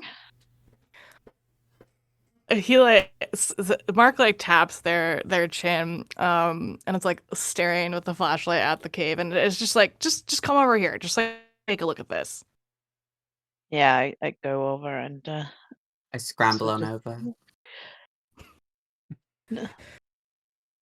crouch Um, down next to him. Next to Mark. Um, cool. Yeah, so I think we're crouching down, we're looking, and again, it's like a super narrow, so just on the little opposite side of the cave wall, I think you see kind of like almost like a, oh my god, what word am I looking for? But basically like cave paintings, but they're not like ancient. Like these aren't Mhm. like, Neanderthal, whatever. These are like old, but not that old. Um, but they're cave paintings and drawings and stuff.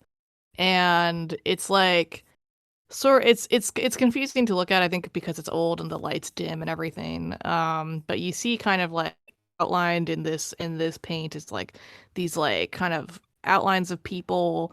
You see like a cowboy hat. Um, and but if you want to like really like look closer and try to figure this out, you're gonna have to spend some more time. So you can either help out Mark and spend more time here, or you can just keep going and keep looking for the treasure.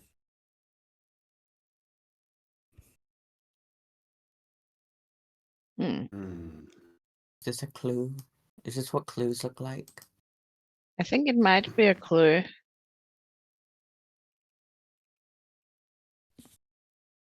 Because maybe like if it were just about walking around in the cave, surely someone would have found it by now, right? Mm. Mysteries sound connected to treasure. Mm-hmm. Yeah. I bet those are Mr. Big and Mr. Flat. Yes.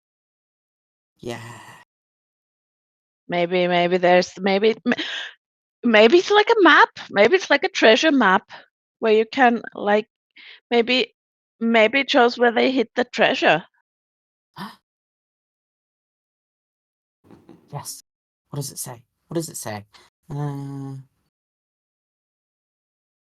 I would say one of you can make a brains roll to try to decipher these cave drawings.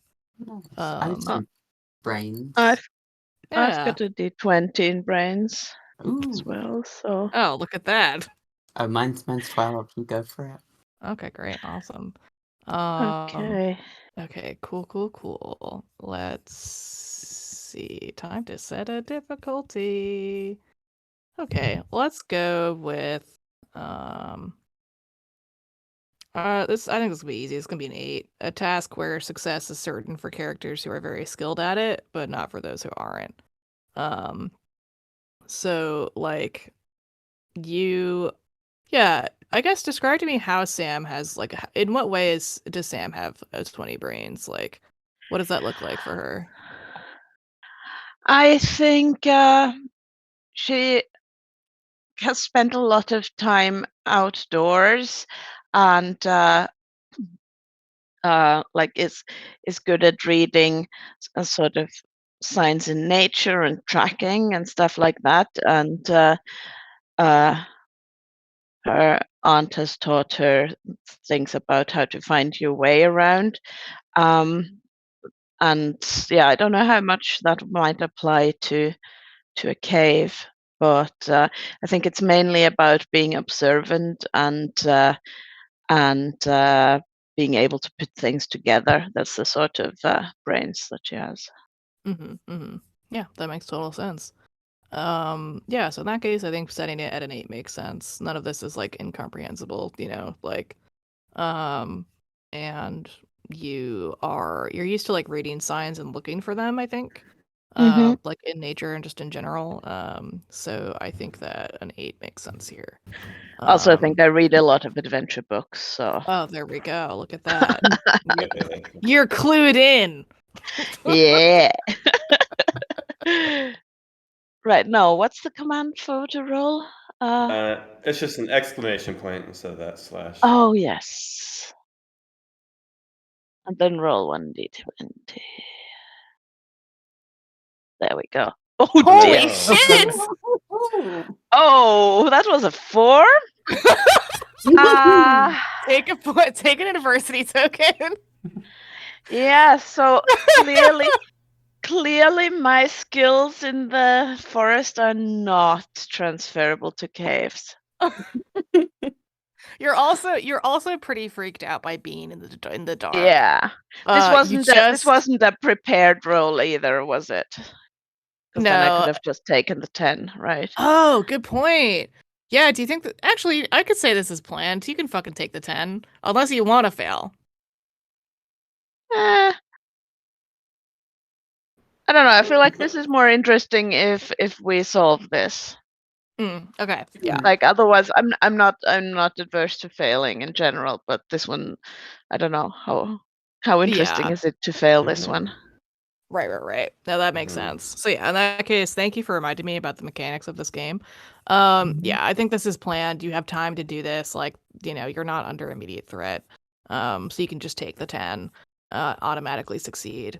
That tracks for me. Okay. Okay, so once again, you succeed, but not impressively. What does it look like? And I think like as you're looking at as you're deciphering these cave drawings, I think you're able to figure out that like this is a very rough narrative of like Mr. Big and Mr. Flat's life together. So you see kind of like a crudely drawn like train. You see like figures running away from the train, finding, like running around, like stealing things, finding stuff. And it's like pretty like crude drawings. I don't think either of them were artists. But I think that you're able to see that like I think Mr. Flat his cowboy hat is like always drawn with this like kind of like red paint. And if you track the cowboy hat, I think you're able to figure out through this like series of drawings that oh man, I think like The cowboy hat is essentially going to lead you in the right direction, I think is what you're able to discern. Mm. From these drawings. Like you see the cowboy hat drawing start to like I think there's a point where it suddenly like veers like it's just moving like along the cave wall, and then it suddenly veers like up to like the left is what it looks like. And I think you're able to figure out that like, Mhm. oh, I'm supposed to take the left-hand turn through this tunnel. Oh, that's Um, cool. Yeah. That's What, what I got. Emily? What makes it unimpressive? Good question. I'm gonna leave Have that a to Sam. pitch if you want. Yes. Yeah. I mean, Sam, what makes go for Now it. let's hear the pitch. Yeah, Tell yeah, me. yeah. I just think it was what's this guy's name? Midnight something? Mark Midnight. Midnight? I think they were in the middle of like explaining it. Then, you know, uh, our friend here was like, "Oh, I know," and Mark was like, "Yeah, I just said that. I literally just said that." Oh, that's amazing. Yes. Yeah, I think Mark was like letting y'all like talk and figure it out, and like then I think, but they're a big nerd. They like explore these caves all the time. I think they were like starting to explain, and then just kind of like got lost in like the story of Mr. Big and Mr. Flat. Kind of like like the anime like Star Eyes kind of things. Sure. Looking like explaining, looking, and like just kind of getting so invested in the storytelling aspect. And I think at one point, you interrupt and you're like, "Oh, so that means we should go left." And Mark is like, "Yep, yeah." That's what that means. Uh-huh. Yeah, Cool. that's definitely the story I've been telling. But I think pat Sam on the back and is like, hey, congrats, kid. That's awesome. You did a really good job solving this. Thank you for helping me. You're so Uh, sweet. Sam. I am convinced I did some very impressive thing. Yeah, Mickey just has like stars in his eyes. Is just like enamored with Sam entirely, like a genius, a genius. So cool. I think Mark and Safety just share a look. I think Natalia in the background has just been fiddling with her desk man or something, and it's just like, oh, can we go again?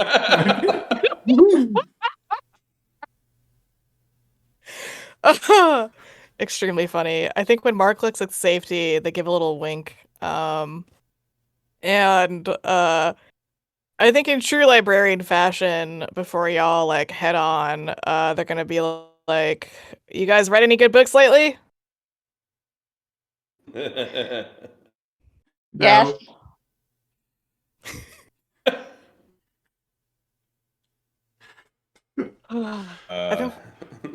I think they look at Natalia and they're like, "Natalia, have you done anything good lately? Like you haven't read a good What's book, that you haven't supposed to mean? you haven't read a good book, you haven't watched a good TV show. Like what have you experienced that has like brought you joy?" Oh my god, you don't even know what's going on in town. Have you heard about, like, what Natasha did last night? She went out and, like, they just, like, start, like, just, like, explaining out all how the gods she's been discussing with Abby. With Allison. With Allison, yeah. I think Mark is like nodding, taking this in. And it's like, okay. But look, I'm just saying, you don't have to get angry all the time. What's that supposed to mean? I can't answer that one for you. And then looks at Nikki and is like, "You still checking out Spacebooks?" Yeah. There's a black hole. but they're far away, so it's okay. Like, they're not gonna come here, like meteorites. So black holes are cool.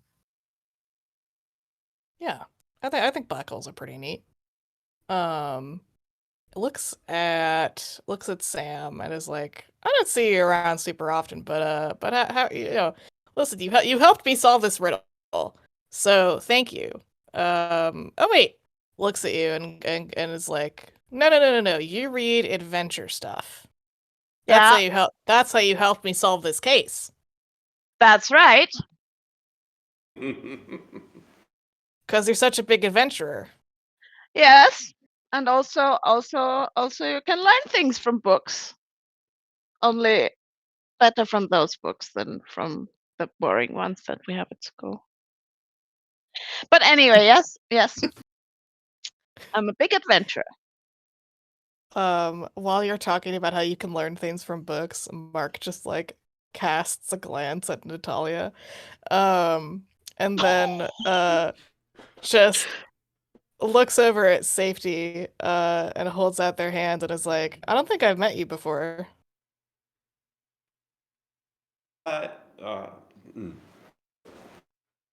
Safety. Nice to meet you. Nice Seem cool. to meet you too, Safety. What was that? Seem cool.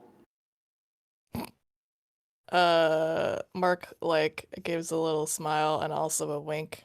And is like, well, we'll see about that. And then just kind of like ushers you all through the tunnel and is like, well, thank you for all of your help. You've all helped immensely. You've all contributed. Looks at Natalia.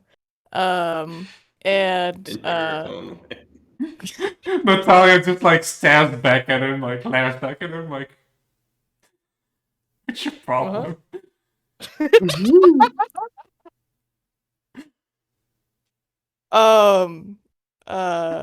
think Mark doesn't rise to that. I think Mark is just like I'm gonna be studying these paintings for a bit, so if you guys want to keep hunting for the treasure, feel free. But thank you, and thank you for helping me when you didn't have to.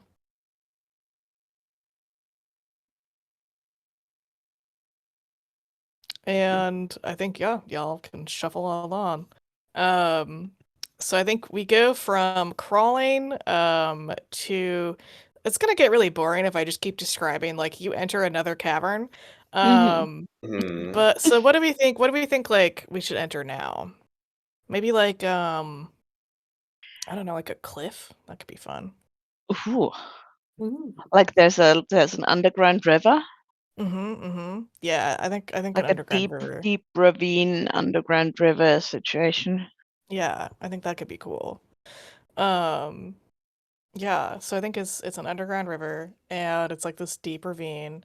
And I think like you see you shine the flashlight around and let me think. I think you see the other side, but you're gonna have to like essentially make your way down the ravine and then go across the river to get to like the next entry point. So let's see. Do we want to make that a roll or do we just want to describe how we scramble down this ravine? Maybe we can just describe how you get down the ravine, but then the river could be a roll, I guess. Yeah. That makes sense. That sounds fun. Okay, I'm looking to fail some physical rolls here. Oh, you're looking to fail? I'm looking to fail some, Okay, I great. can fall Yeah, in a river. totally.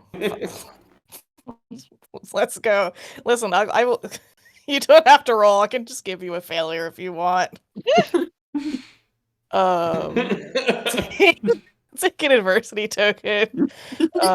Look, I'm a fan of the player. Yeah, exactly. I'm a fan of the player and I'm a fan of failure. So let's go. Yeah, so I think you guys are like scrambling down this ravine. I imagine that none of you are particularly graceful about it. It's dark, it's slippery. You get a little scratched up.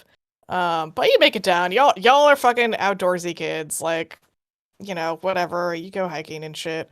I think that as you're scrambling down, okay, Natalia, who's like the baddest bitch in town who you have beef with? Oh God. Who's the baddest bitch in town who I have beef with? That's probably Natasha. Yeah. Okay, cool, Natasha. So remind me what Natasha's deal is. Like, who is she? Natasha, I think is Natasha Flat. Obviously, is from the Big Flat family, from Big Flat Family Farms. Flat Family Farms. Sorry. Yeah.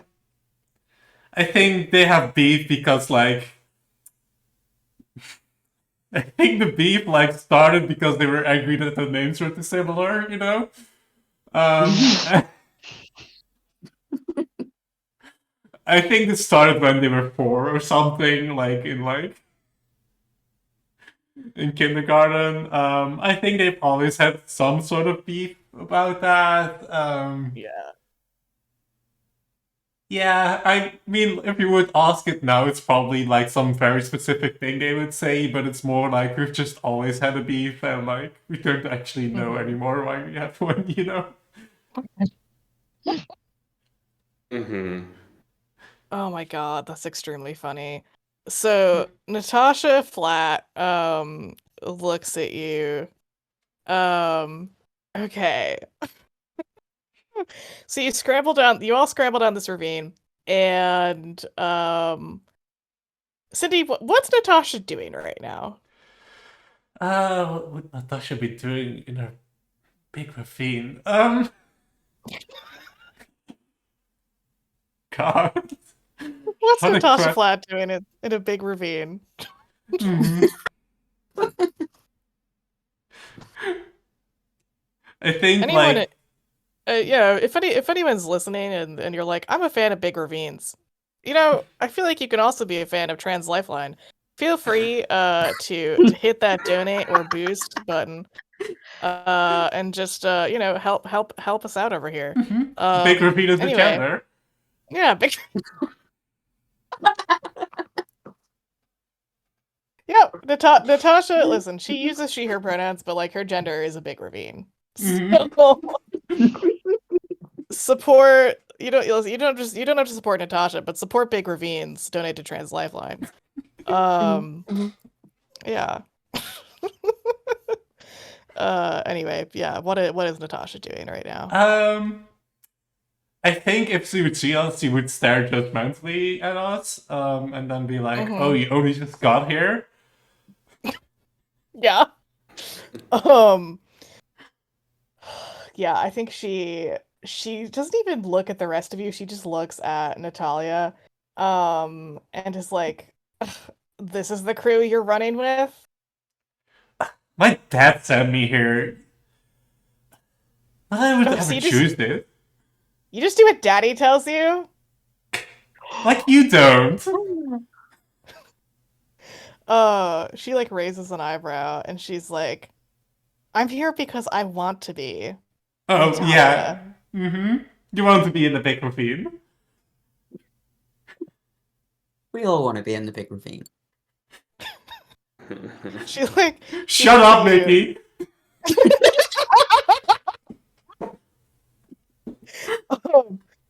You're embarrassing me. It's a cool ravine. Ravines are cool. Natasha like looks at Natalia and is like, "Yeah, unlike you, I actually like this place and I like being outdoors and I like things. And I'm here because Lame. I want to be. So I don't know what your problem is, but I'm trying to solve a problem and it seems like you're just creating them." Oh, what's the big problem you're solving? Please tell me. She like looks at the river and she's like, Well, right now I'm just trying to figure out how to get across this river to get to the other side. Oh, why you want to get there? Gonna find the treasure that nobody else did before? She just looks at you with this, and again, you're reminded of Wildfire staring at you. Just this like unbreakable will, just like looking at you.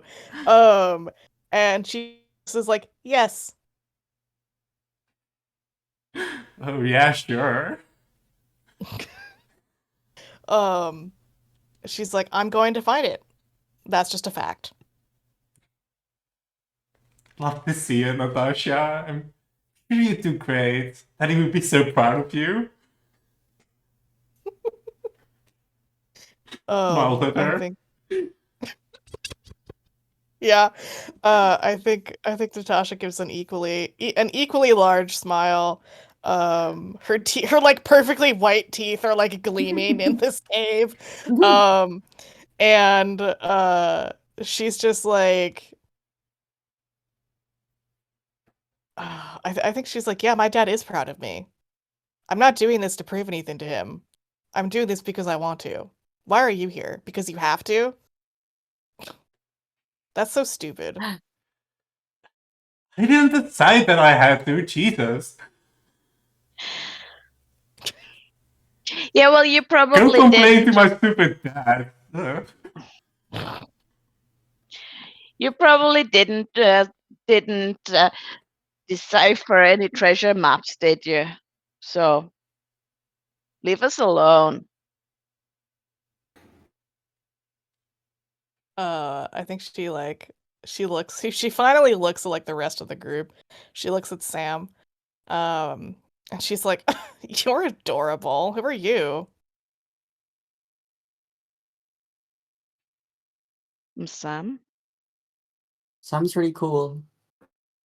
Yeah, and I'm smart. I can decipher cave maps.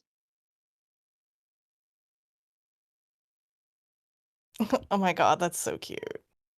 Your friends are so cute, Nat. Yeah. Are you have friends? Are you doing this all alone? Don't have anybody who wants to go with you? Oh, I think Natasha is going to stiffen a little bit. And I think she's going to like start to try to say something. Um, but then I think that I don't know, something happens with the river.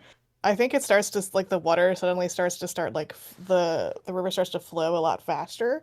Um, so it almost looks like there are like rapids. And she turns her attention to the river. Um, and she just is like trying to figure out basically how to get to the other side. You definitely can't just like leap over it. Um, and she's like looking around, like trying to find anything. Um, and just no longer it's not that she's not paying attention to you because she's always paying attention to you. But she's more focused now on like dealing with this river problem. Um, and what are you guys doing? I think Natalia's also looking around for a solution to this river problem because she definitely wants to, like, um, outshine Natasha here. can we walk along the river up or down a stream to find maybe a better place to cross? Yeah, you can totally do that. 100%. Um, I think it'll be a roll just to like, let's see. So yeah, so it sounds like we're trying to like locate a better place to like cross this river.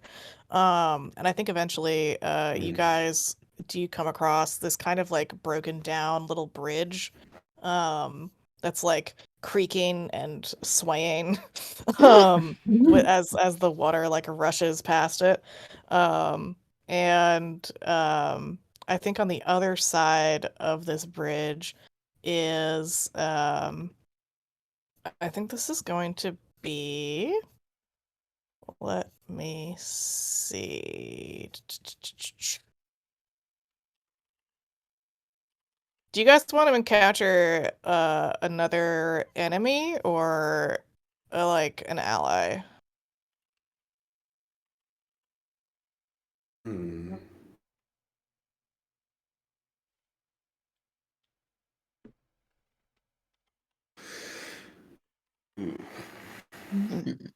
I don't know. Fair.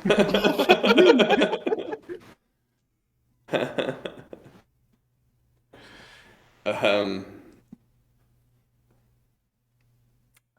Uh, Yeah, I guess we've met some of each so far. Hmm.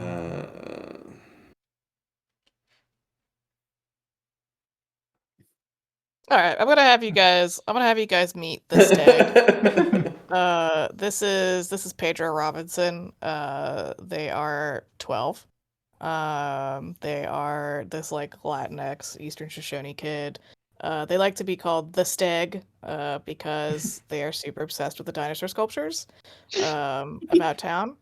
So Steg, I think knows of you guys, and is like looking, and is like waving their arms really excitedly, yelling, "Oh, hey guys!"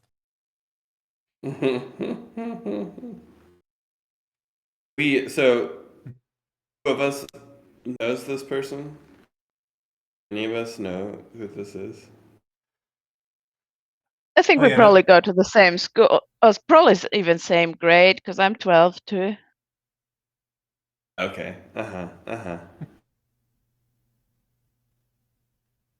So, Steg is at the bridge or on the other side, or I missed that. Yeah, sorry. So Steg is on the other side. Like, so it looks like that they crossed the bridge.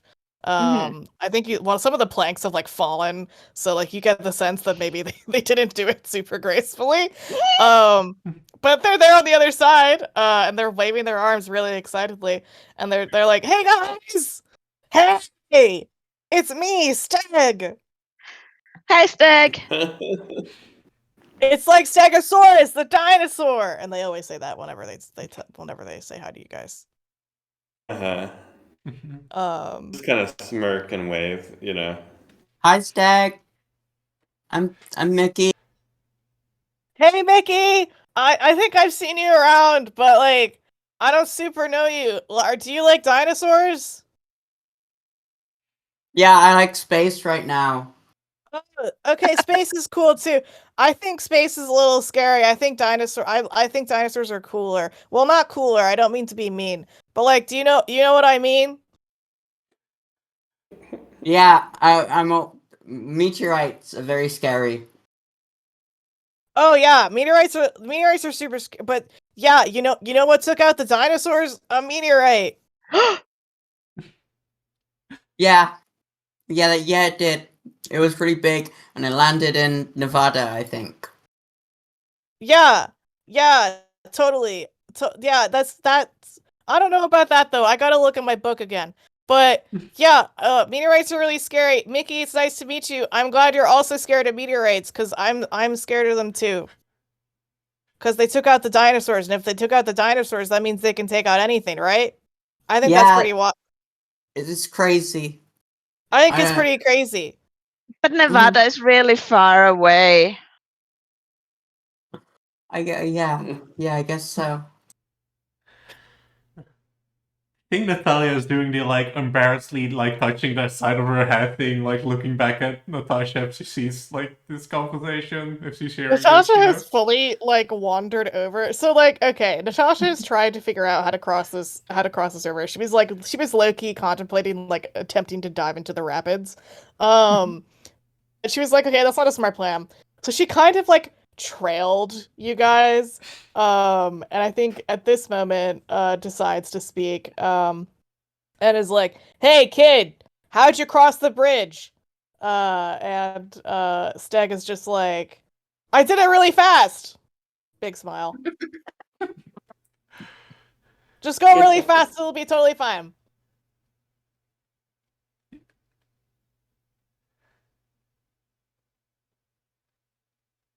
And I think that Natasha's gonna just fucking go for it, unless y'all want to like try to get across first. I think as Natalia sees that she's trying to run, like she just tries to beat her to it, you know? Like, Okay, here's my pitch. I think that you're both on the bridge at the same time, and God. you have to try to get across together. So all right. Stag said to go really fast, which makes sense. So y'all are fucking like booking it, trying to book it across this narrow, janky bridge. This is gonna be a roll for something. I feel like grit makes sense here. Does flight make sense? 'Cause it's Oh, sort of flight. Good running. point. Because you're going super fast. Yeah, sure. Flight. Fuck it. Go for it. Listen, you're running away from a lot of things right now. I think that makes sense. Okay, cool. So we're gonna do flight, which I think is your best stat, right? Yeah. Yeah. Cool. Listen, it's gonna be. Natalia's on the track and field team but doesn't try, you know? Like, Yeah, she's really yeah, good at she's- it, but she's not. She's just naturally really good at a lot of stuff, and she doesn't put in any effort to anything. And she's like, "That's how I should live my life. Why would I change?" Yeah. God, I'm obsessed with her. Yeah, so I think Natasha has like, listen, obviously also born into this like rich, successful farming family.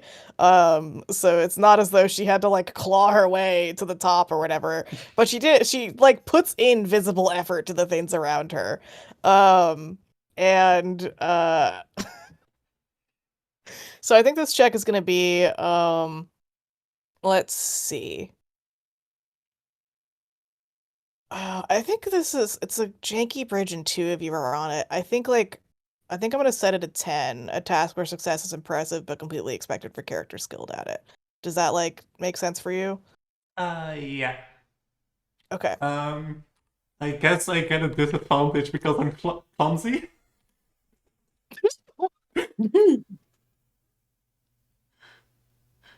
You're clumsy! I am clumsy. Oh no! Oh, think this is this is- extremely good. I think this is also part of the like, it's really good, it's really fast and stuff, but doesn't train very well. It's just the like, Yeah, that makes total sense. Like on like the track and field, you can fucking do it, but like here, it's like, oh, what? Like Jesus. Oh my God, yeah. And I think like I was gonna say something else. yeah, I and also think this girl who I have totally normal feelings about is right next to me, so yeah, like, it's totally normal. It's totally fine. I'm being really cool right now. I think this counts as a snap decision, because you just decided to like charge forward and try to beat Mhm. this girl across the bridge, which is like a dangerous rickety bridge. So yeah, I think this is a snap decision. I think it's just a D20, right?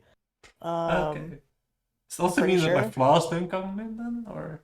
Oh yeah, I forgot how the fuck does that work in this game? Blah blah blah. Stat check. Let's see. Snap decisions. Blah, blah, blah, blah, blah, blah. You can spend adversity tokens to help yourself, but other players can't. That makes sense. Third, the GM should make consequences. Okay. Let's see. Flaws. Let's see. Can I spell? Okay, let's go here. Blah blah blah. Including okay, that's fine. Moving on. Flaws are not mechanical, but they'll help you develop your character's personality. So there's no Okay. there's no mechanical side of this. There's just the gay side of this. Okay, so it might just like affect what the failure is if there is one, or Oh, I the know what the failure clumsy is. success is. Yeah. If you fail, I know what this looks like. Okay. Nice. Yeah, I'll let D10. That's a 4. Fucking hell! Nice. Jesus Christ! We're supposed to be so good at this. Oh dear. So take an adversity token. Oh my god. Okay, great. Let me I fucking took screenshots for myself to be like, let me determine what is a bad thing. So, okay. It was a 10 and you got a 4. So, the failure is bad, but not a disaster. Here's what I'm gonna pitch what happens. Actually, you know what? I'm sorry. Describe to me first the process of Natalia trying to get across this bridge. Like, what does it look like? I think it's just the like sees like Natasha getting ready to like sprint, you know, she's probably doing uh the like pose to like sit down to like take off running, you know? I think yeah, Natalia sees that, does the same thing but like very fast and clumsily, you know, and like just takes off and like towards the bridge, and I think like definitely gets there like maybe a bit faster, but it's like Natasha's overtaking her. They like kind of side by side on this like rickety bridge, and like Yep.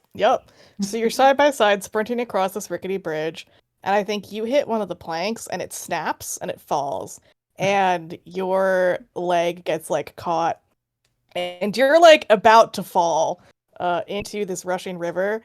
And Natasha just fucking hauls you up, and like just like gripping your hand, just running, like not like just doesn't say anything, just fucking runs. And so like you get to the other side, you made it.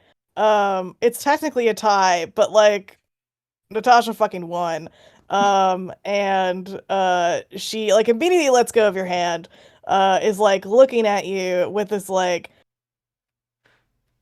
expression. I think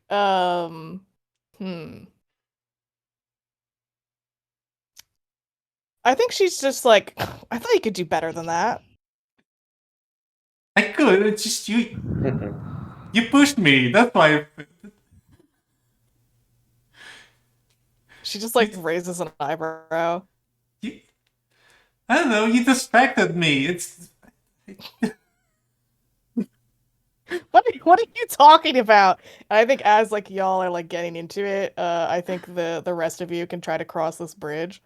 Do we want to make this a roll, or do we just want to like fucking head on over? Let's head on over. Yeah, let's head on over. So cool. We're all really good at flight. Y'all are speedy as shit. You like mountain goat your way across this bridge, no problem. Yeah, awesome. So we all make it across this bridge. The middle schoolers are starting to hear the older middle schoolers have this argument that doesn't make sense to any of them. And I think Natasha's like, just whatever, just try. Just try for once. Thought I wasn't trying. Jesus. Look, it was only because I wanted to beat you across a stupid fucking river. Jesus. Don't swear. Whatever, Mickey. Jesus.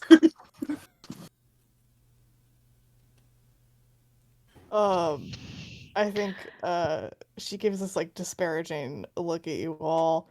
And she's like, ugh, whatever. I'm just forget it. And she turns around and like just keeps walking. I think she's gonna go. There are like two different. I'm gonna say there are two different like ways that you could go. She goes one way, and you guys can go another one. Unless you want Natasha to be with you, for this next section. But yeah, she like storms off. I think that we made it across the bridge. We can go through this other tunnel. It's absolutely. I think you But- know what? Wasn't What? Steg there? Oh my Being all god, Steg is excited? there. Holy shit! I'm so sorry. Steg, I'm so sorry. I can't believe I forgot about Steg. Ah, Emily. I'm a failure. Listen, donate to Trans Lifeline for Steg. Yeah. Gone to Yeah, that They're I mean, not we dead. we I got just really forgot invested in this enemies to friends Enemies Something. to lovers to. over. Steg has been here this whole time and has been fully ignoring this whole conversation, and has been like, Steg is just straight up, okay, Steg is 12, but I think Steg is like very much still like kind of like a kiddie 12-year-old, and I think like thinks of themselves as like a scientist explorer, and they are just like putting rocks in their mouth and then spitting them out, and being like, that one tastes like this is the right way to go, and goes over to the tunnel that Natasha had not gone over to the other. So this is the other tunnel entrance, and they're like, "Whoa!" and like gestures over to you guys, and it's like, "Hey!" and looks at Mickey, and is like, "Hey, Mickey, guess what? What? It's a slide." Oh. I It's a jumped on the slide slide. down. I jump on the slide. Okay. So it's- I'm too excited by the prospect of making a friend to think about what I'm doing. okay, great. So awesome. So it's less, listen, it's not like a playground slide. It's like a natural cave slide. It's very steep. It's a fun little roller coaster adventure that, like, if this were a movie, would be turned into a ride at the theme park. And yeah, fucking Mickey just fucking goes for it. He's like, yeah, friendship. Immediately shoots down that slide, and he's so fucking fast, like you cannot see him. Like just shoop, gone. And Steg calls. I think Steg is just gonna look at you all and is like, that was the bravest thing I've ever seen in my whole life. I was standing here with the rocks because I was kind of scared. But I mean, if Mickey can do it, maybe I can do it too. Looks at you like questioningly. Sure. Did you not see me running across that bridge? I think I put my hand on Steg's shoulder, and I'm like, "You can do it. I'll be right behind you. Go ahead." You promise? Yeah. Do you pinky promise? Sticks out my pinky. Of course, bud. Okay. Okay. All right. Yeah. Dinosaurs are super brave, and so am I. And Steg just like slides. I don't know, slides through the tunnel, shoop down through the slide. I guess Safety. Do you go in after them or no? Yep. All right. Cool. Said I would. Yeah. Yeah. I'm just asking if you keep your promises. You know. Yeah. You know, normal. It's normal Mhm. things to ask. Yeah. So, yeah, we all bust on down there. I think it's like, it's very like squirrely and it loops around. Like, it is a fun and also kind of scary adventure. You kind of get some like scrapes and stuff, just because of like the rocks and dirt and shit. But y'all are used to that, and I think you end up in a deeper section of these cave tunnels. And I think now is a good time to take another break. How are we feeling about that? Yeah, sounds Sounds good. good. Okay, cool. Awesome. So right before I go on break, feel free to donate to Trans Lifeline on behalf of Big Ravines, and also Steg, who will never be forgotten. The two genders. The two genders. Please donate to Trans Lifeline, a truly incredible organization, on behalf of the two genders, Big Ravines and Steg.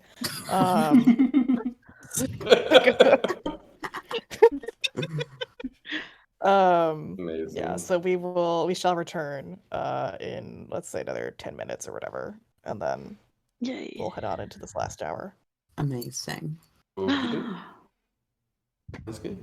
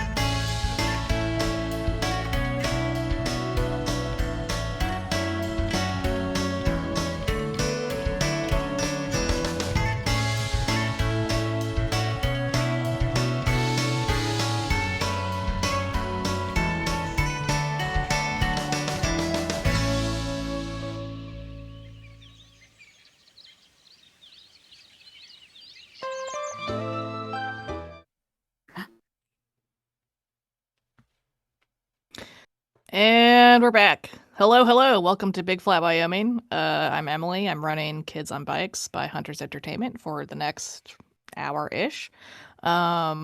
We are doing this as part of Roll Plus Bond's charity stream for Trans Lifeline, which is an incredible US-based organization that supports trans people economically and emotionally. Feel free to donate to this. I was about to say donate to this donation. Please donate to this organization. And yeah, thank you so much for joining us today for this game and for this stream in general. Trans lives matter, and go donate or boost Trans Lifeline. In the meantime, we have about an hour to wrap things up with our silly little adventure. So y'all, the group plus Steg, because I forgot that they were there, and now they're just with you. So okay, y'all slip and slide down this crazy roller coaster slide tunnel, and you all kind of shoot out into I think into this small little, I guess, room, I guess is the best way to describe it. And I think like there's another section of the cave in front of you, like the room, I guess, cavern, whatever. And you hear adult voices speaking to each other in low tones. I think the first thing that happens, Mickey, how does it feel, Mickey? How does it feel to be brave and take a risk? Terrifying. Oh my god, what have I done? Screaming, crying. Oh, are you screaming and crying? Yeah. Oh, okay. So we'll address the adults in a moment. But you're screaming and crying, and I think what happens is that Steg shoots out like a couple minutes a minute, whatever, after you, and just kind of like collides with you, and just like automatically is giving you this big hug. Aw. And Steg is like, "I'm not a meteorite, I promise." Good. Hi, Stag. Hi, Stag. I'm alive. Yeah, you're not extinct like the dinosaurs. I'm not anything like the dinosaurs. I wasn't hit by a meteorite. Oh. Okay. Okay. Are you okay? Yeah, I'm okay. Are you okay? Yeah, I'm okay. I'm okay. Are the others coming? Safety right behind. Shoots out. Yeah. Mm-hmm. Definitely followed by Sam. Yeah. And then think that- Natalia. Yeah, Natalia is like slowly sliding down, like has figured out the way to slow slide, going down the slide. You had to really put an effort to slow yourself down. God, your nails are fucking busted. Like trying to like claw on the walls and shit. Oh no. Oh man, God bless. Yeah, I think farm girl her nails were already busted, you know. that's true. Oh yeah, that's true. They just look particularly worked. Yeah, I think Natalia, because you tried to go so slow, you probably do look the worst out of all of us. Just because like you, that was a tough one. But hey, you put an effort to something. You tried really hard to go slow. I think that's growth. Also, I listen. I love Natalia. I love all these characters. Sam, how did you feel going down this slip and slide adventure? It was pretty cool. It was like scrabbling down a hillside, like when you've got sort of loose gravel there. Yeah, I do that all the time. Oh yeah, for sure. So this is kind of like not totally old hat for you, but also stuff that you've done before. Yeah, definitely more in my comfort zone than cave vultures or things like that. Yeah, you feel like confident here. Yeah. Safety, how are you doing? I think now that it's over, I'm okay. Yeah. I don't think I enjoyed that at all. Yeah, you weren't having a good time, but now you're like, okay, thank God it's done. Yeah. Exactly. Did your hat stay on the whole time, or did you like clutch it to you? I held on to it. Yeah. Mm-hmm. It has like a drawstring, you know, so Yeah. like it's not going very far. Totally. I think Steg looks at Safety like Air's the coolest person in the whole world. And Steg is like, you kept your promise! Just give like a thumbs up. Steg gives you a big hug. And then lets go and is like, oh, sorry, I'm supposed to ask, can I give you a big hug? Just kind of laughs. Yeah. Okay. Sure, bud. You're like crushed.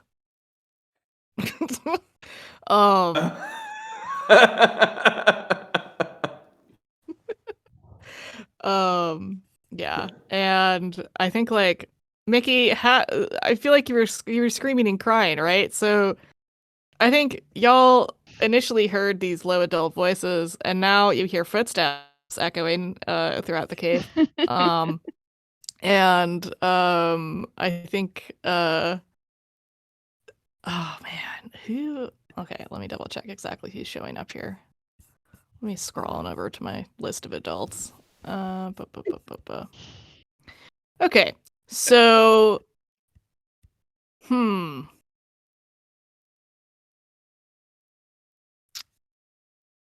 Okay, real quick, Cindy, what's Natasha's last name? Flat, right? Flat. Yeah, Flat. Yeah. Okay, cool. All right. I think we're gonna go with a different thing. I think we're gonna go with this guy. So this kind of thin, pale, man with this kind of like handlebar mustache, kind of like his hair, he's got black hair, but it's kind of balding a little bit. He's got the like wireframe glasses, and sort of outdoorsy clothes, but also weirdly business casual. And this is Charles Guy. This man in his 40s, he's like a business developer, and Natalia, you know him because he's been having dinner with your dads and like a lot of the other farm families around town, because he wants to like expand developments and essentially try to like eke out the farming land for development spaces, because he really believes that Big Flat could be the next big like vacation destination in Wyoming. And so he kind of like looks at you all with this kind of like friendly smile. His handlebar mustache kind of twitches. And he's like, is someone upset in here? I heard some screaming and crying. I just wanted to make sure that everything was all right. What was this guy's name? This is Charles Guy. You know him as Mr. Guy. Ah.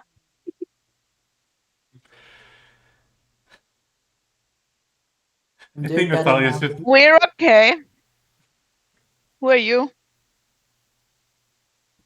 Oh, hello there. I'm Mr. Guy, and I'm a businessman.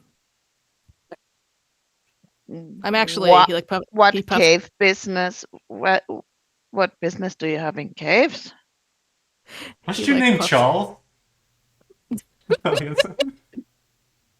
He puffs. He looks at Natalia and he's like, "Yes, that's my first name, but if you want, you can call me Charles. But usually I go by Mr. Guy." And he like puffs out his chest a little bit, and he's like, "You might not know this, but I'm a descendant of the first mayor of Big Flat, Richard Guy. And I'm a businessman, and I want to do what's best for the community.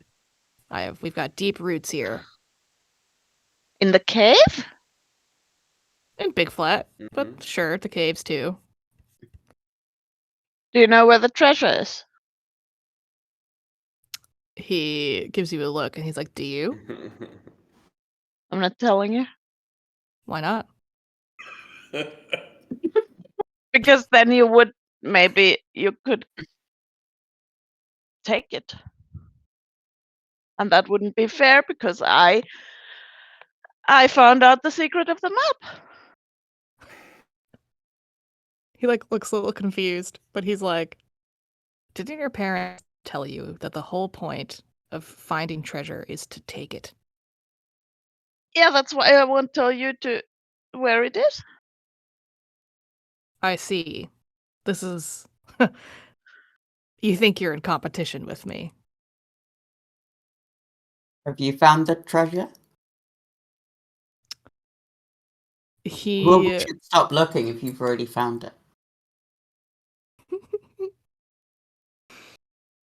his mustache twitches a little bit and he's like, "I'm still looking. This money could be a big help to the community. We can really expand and get more people outside of Big Flat invested in Big Flat." My aunt says you want to take away all the land and the forests and build lots of houses there where but you can't do that because there's already people who live there, like birds and coyotes, and there are people too, and you can't just go and take that away.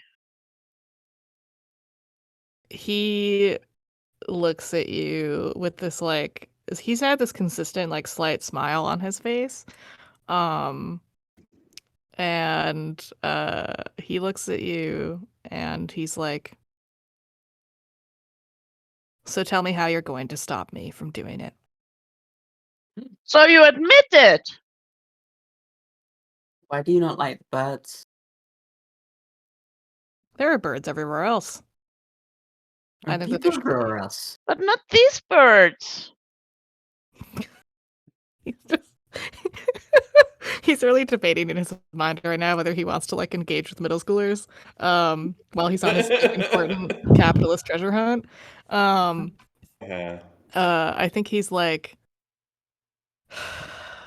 "Listen, I have very important business to conduct with a very important person.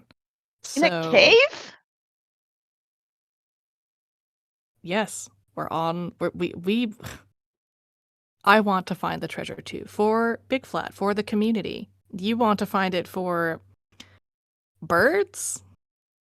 I don't think They that's are very part of the community.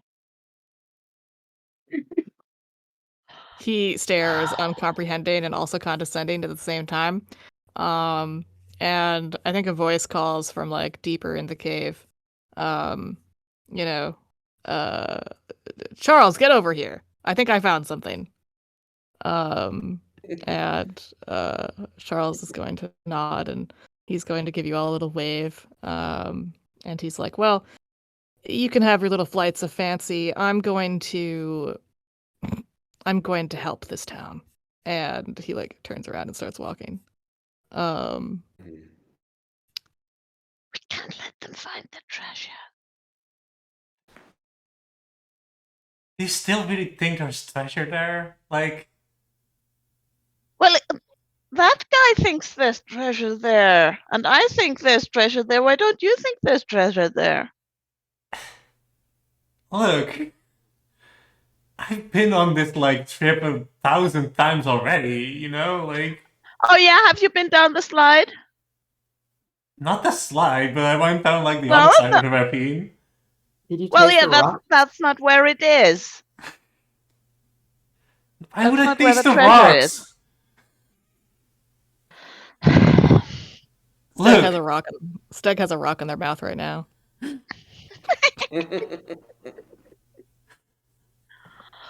I think the thought is Well, just like, this is just a silly little game to keep kids happy, you know?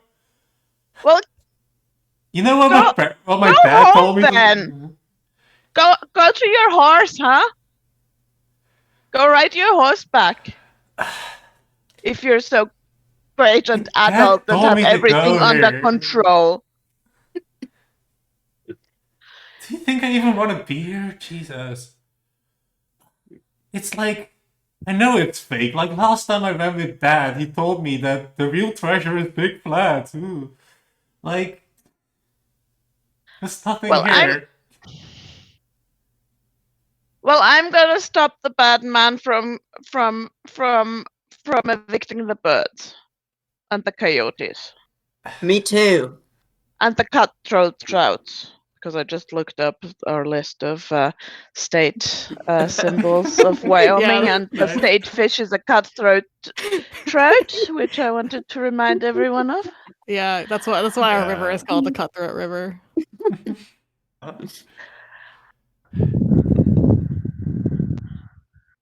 Whatever, I want to see what this guy's up to. He's been trying to buy our farm for like months now. Whatever. Yeah, I Well- also want to see what he's up to. So let's go, but let's be quiet. Be sneak. Let's sneak. Oh, sneak. I think Natalia be just like looks around at the rest of you and is just like, oh yeah, sure. Steg bursts out. Steg spits a rock out of their mouth. And I want to be clear that every single rock that Steg is putting in their mouth is safe to put in your mouth. This Stag is an not expert. like Steg is an expert. Steg knows what rocks to put in their mouth. Spits a rock out and says really loudly, "I can be stealthy."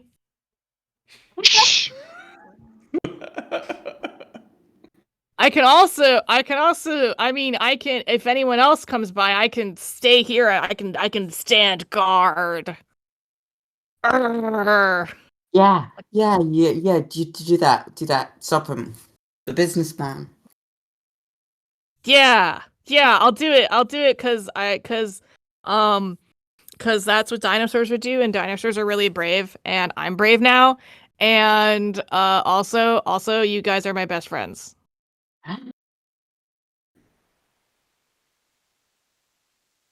Cool. Thank you, Stag. If we need help, we'll whistle. Yeah, whistle, or you can make like a T-Rex sound.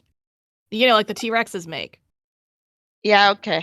Yeah. What's a Yeah. T-Rex sound like? I know the sound. Oh, Mickey knows it. Okay, Don't worry. As long as one of us knows it. All right, good. It's like a cave you, vulture, Mickey. but bigger. Yeah. Okay.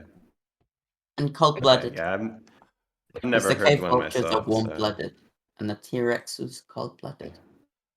Oh wait, I'm just realizing that this was probably before Jurassic Park came out, so this is like dinosaurs weren't that popular yet, right? I mean, dinosaurs have always been popular with kids. Yeah, but like, Thunder. I feel like the cultural phenomenon kind of took off with Jurassic Park now. Yeah, true. For listen, this kid fucking predates Jurassic Park. Stag is a trendsetter. Fuck yeah. So yeah, you guys creep on forward. I'm not gonna make you roll whatever. Here's what's gonna happen. We have a little bit more than half an hour. So here's the deal. You're going to creep forward through these caves. I assume are you using your flashlights? Or are you just trying to navigate like, in the dark?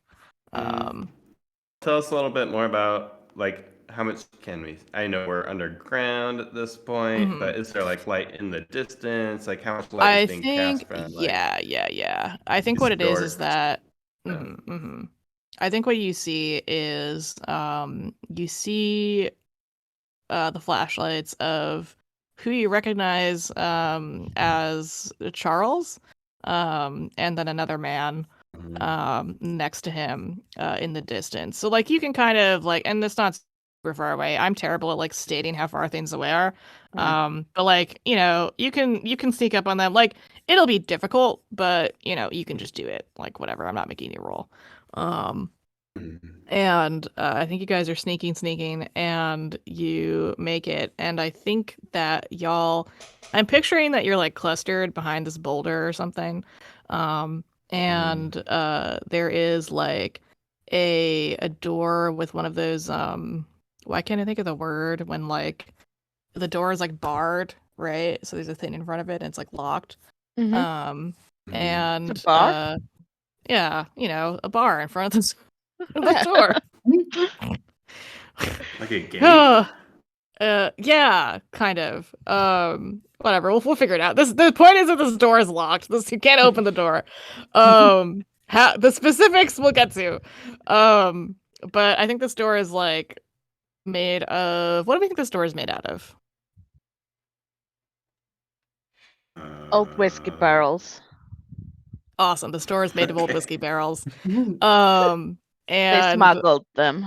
yeah, exactly. They smuggled them. And in front of you have these two men. You recognize Charles. And okay, would any of you recognize President Ronald Reagan on site?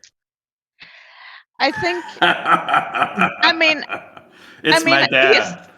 he's been on TV, right? He's a presidential candidate, and I bet. Oh, sorry, yes, he's not yet President Ronald Reagan. He's candidate Ronald Reagan. Yeah, and yeah, I think my parents they talk about it, and I think my dad wants to vote for him, but my aunt is really against it, and I think there's been some discussions there that I'm sort of starting to tune into, maybe. Totally. And also, I feel like this is sort of the era where you only had a couple of TV channels, and so sitting down to watch the evening news was kind of a big deal. Totally, 100%. Yeah. Yeah. Were you gonna say something, Mary? Oh, sorry, Cindy. I think Natalia's definitely like also like seen him on TV, and her dads have been this guy sort of thing, like yeah. Uh-huh. Doesn't know the specifics maybe, but like knows the vibe they have towards him. Knows the vibes are rancid. Yeah. Safety, did you say that Reagan was your dad? Maybe. Oh my god. Is that something you want to make canon? Why not? I ran away. Sure. Oh my god. Holy shit. Okay. Cool. I'm just gonna do some real quick Googling. Okay, you know what? I don't need to Google anything. You're like a bastard child, right? With your, I guess, mom. I don't know. I mean, he was an actor, right? Yeah, he was an actor. Probably like a horrible person who, yeah. Yeah. My dad's probably also there from some old film production or something. Like, so here's the thing. Here's another reason why you all are aware of presidential candidate Ronald Reagan. He's a movie star, right? He's a bunch of movies. He starred in a movie, a little movie called The Black Stallion. No way. And, no, this is me making things up. Oh, okay. I was about to do some Googling here. The Black Stallion is a fake movie, and Ronald Reagan is a real person. The Black Stallion is also a real movie. Oh, it's a real movie. Yes. Yeah. It's totally a real. Like it's a big. Yeah, it is a real movie. That's why I was like, oh my god, he did not. Anyway. That's extremely funny. Anyway, I thought it was fake this whole time. So this is awesome. That's very funny. Anyway, I'm inserting Ronald Reagan into this movie. Yes, please. That's so good. Here's the deal. He starred in this movie. And he rode the movie star horse. What is the name of the movie star horse? I think it's It's another thing with fire in it. Yes. Oh, okay. It doesn't have to be. That's just the thing that was on my mind. Oh, well, my idea was Philip. So it wasn't. It could be Philip. Fuck it. Yeah. We're going with Philip. Philip the Black Stallion in the Black Stallion. Ronald Reagan fucking starred in this movie and rode Philip and on set, like y'all know this from the ranch handler who like owns the ranch that like shipped out Philip to film.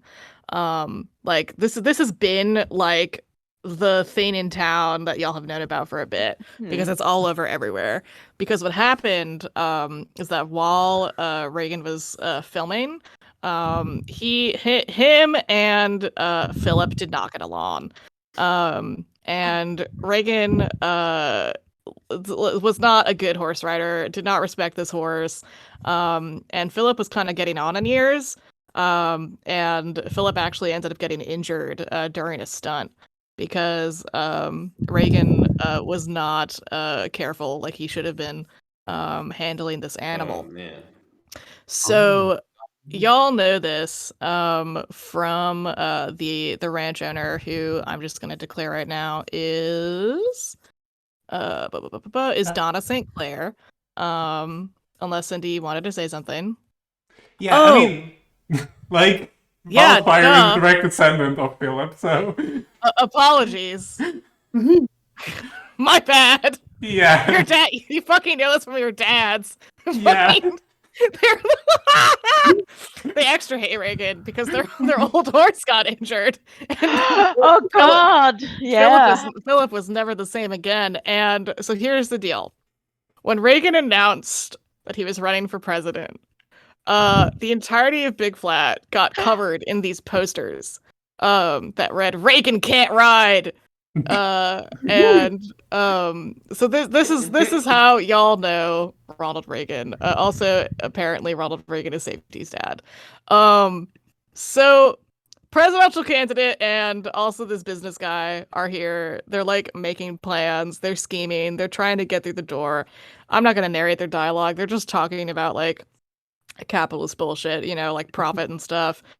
You get the sense that Reagan is here because money, and I think also like he is interested in the kind of like the mystical legends he's heard about this place. And also he's an asshole and I don't need to explain anything further.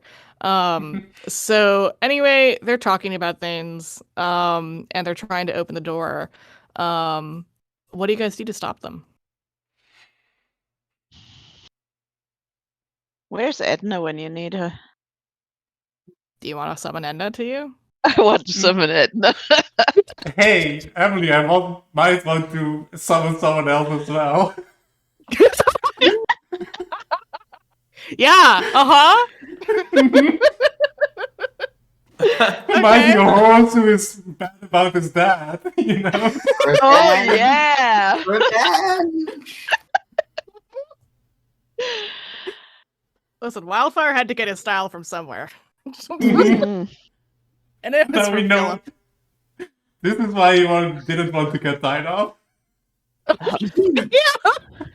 My name is Wildfire. You killed my father. Prepare to die.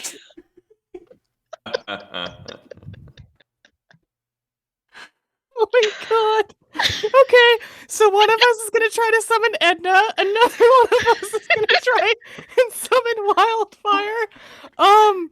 Listen, I'm giving this is your opportunity to kick the shit out of Ronald Reagan. Yeah. If you want. Like, I'll make you roll for it, but even if you fail, you're gonna succeed, you know? Like, I'm not out here being like, he's gonna, like, win. So what if three mechanical dinosaurs show up? I don't know. Yeah.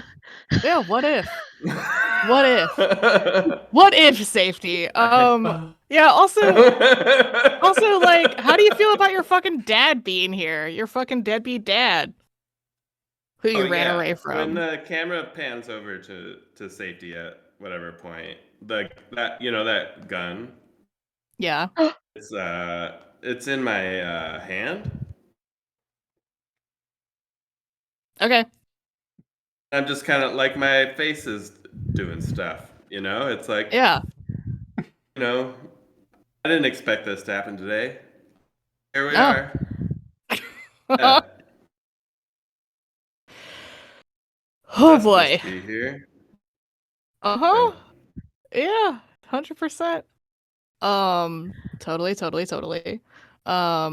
So okay, cool, great, awesome. We're gonna do some rolls to summon these creatures. Who wants to Nice. summon Edna? I want to summon Edna. Okay, Sam wants to summon Edna. Awesome. How do you want to do that? So I think like maybe I was definitely the last one scrambling away there. So I'm thinking maybe Edna managed to swipe me, and maybe something of hers is stuck on my clothes, like I don't know, a claw or some hair or fur or whatever she has, or something like that. Listen, in this moment it can be whatever you want it to be. Yeah. Edna Yeah. is... So I think there's just like some bat fur sort of stuck on my shoulder where she tried to grab me, and like this has actually been part of my backstory the whole time, where I'm convinced that my aunt who taught me how to gather herbs and plants in the woods, and like she uses them to flavor her artisanal river cheese, but I'm convinced she's a witch, and like she's probably taught me some, like, I don't know, some simple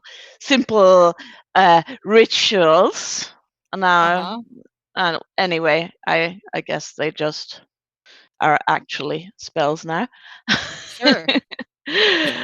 So yeah, so I think I'm just going to take out the bit of string from that I have in my backpack, and I'm going to lay that into like a summoning circle shape, and then I'm going to put the fur there, and then I'm going to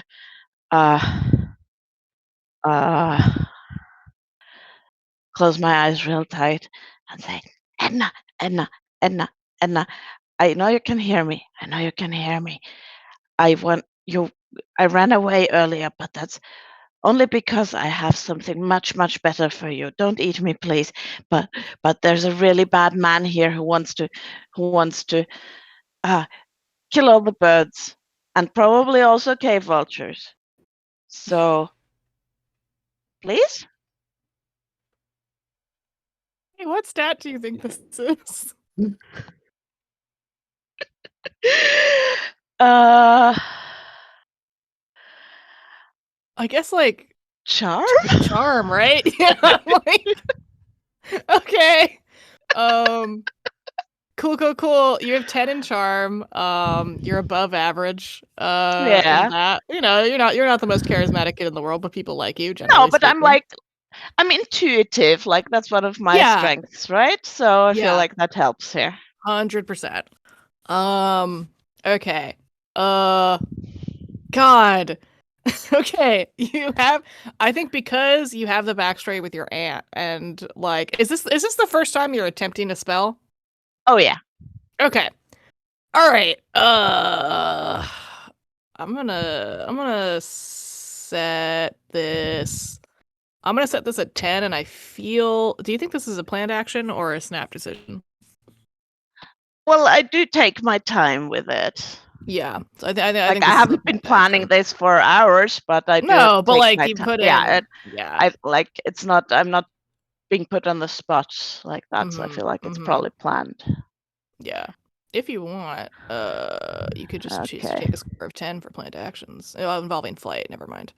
Never mind. Okay. Cool. No, it so, would. I'd only get like 5 for the. Oh yeah. So that wouldn't be enough. So I do actually need to roll a 10. hmm So here goes nothing.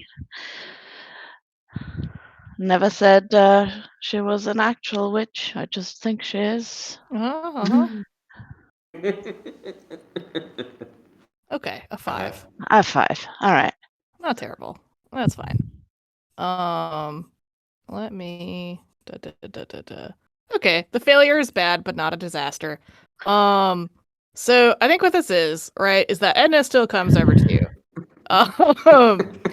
Probably completely by accident and has nothing to do with my spell. Like I think it's like, you know how when you read the cave painting and you were like, I did it, I feel so smart. This Yeah. is like you're realizing as you're doing this that maybe magic isn't real, or Yeah. if it is, that you're like not great at it yet.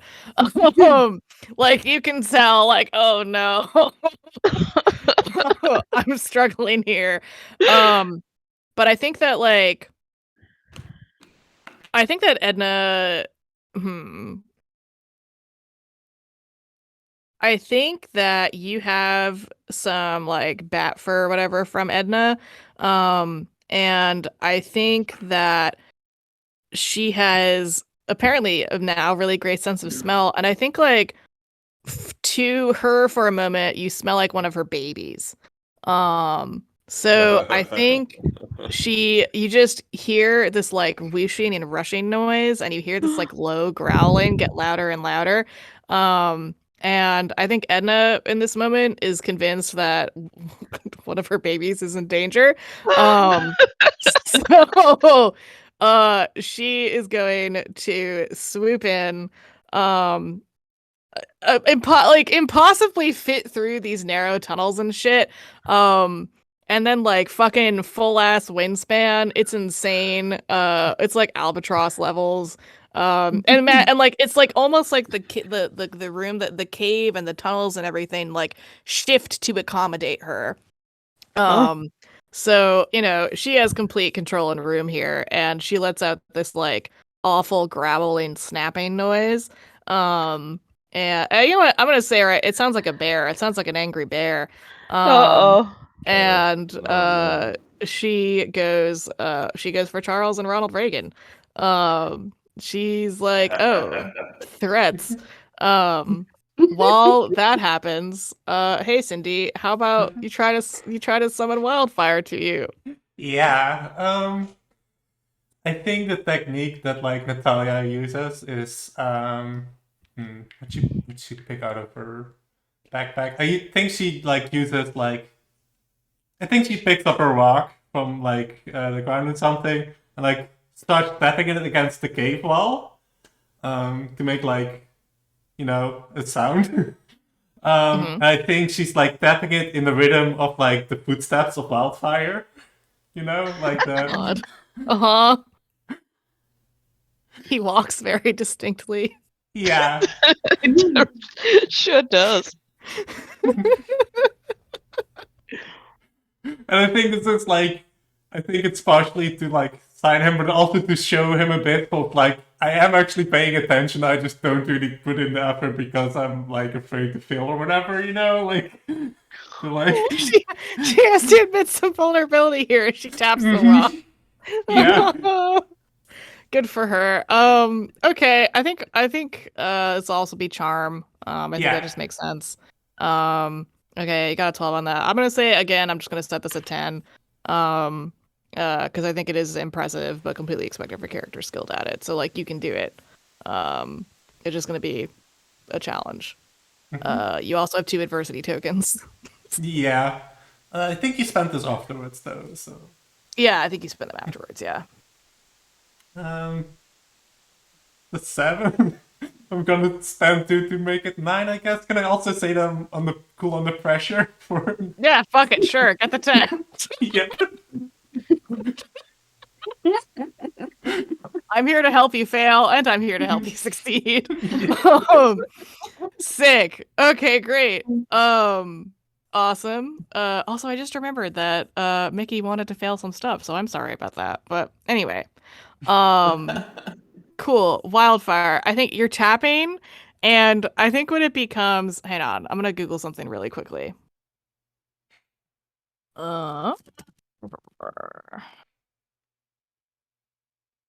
Yes.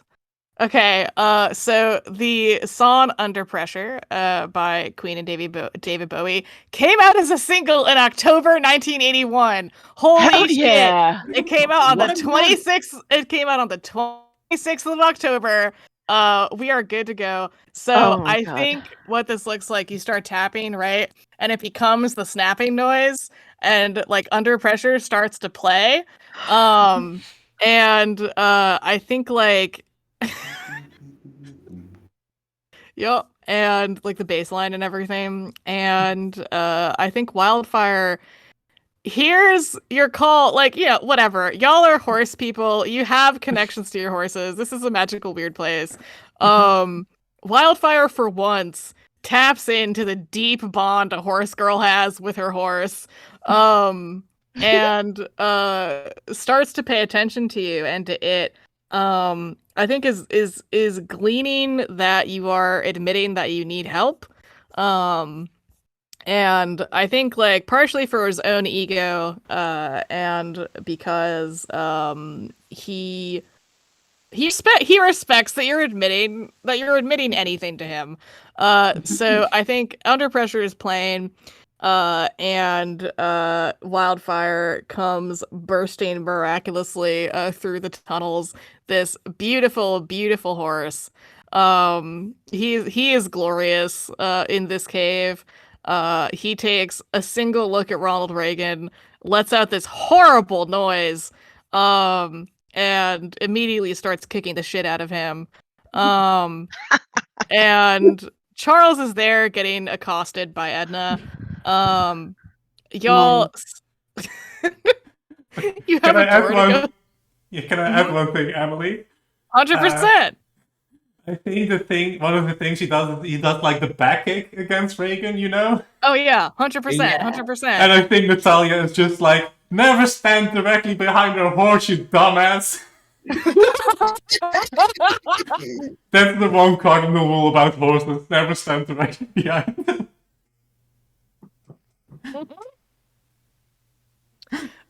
Yeah. So Reagan's getting the shit kicked out of him.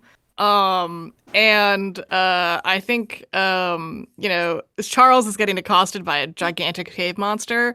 And this door is barred to you, but we also have like a little under 15 minutes left.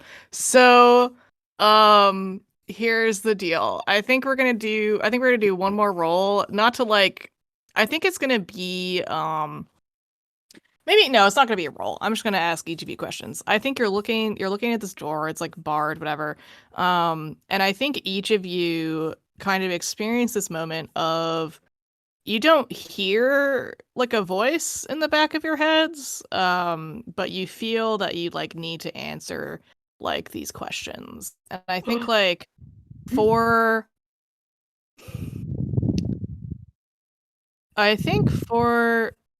let's see, let's go with Mickey. I think for Mickey, it's like this question of like, let's see. I think for Mickey, it's gonna be, I had something, then it like disappeared from my brain. What are you afraid of? You're afraid of meteorites. I think for Mickey, it's what does it feel like to have friends again? Oh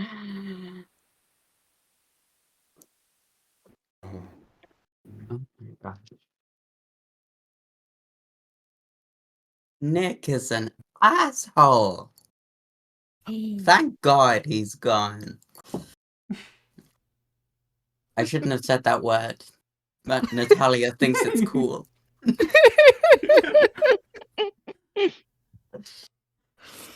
Also, I think- love Steg, and they're my best friend.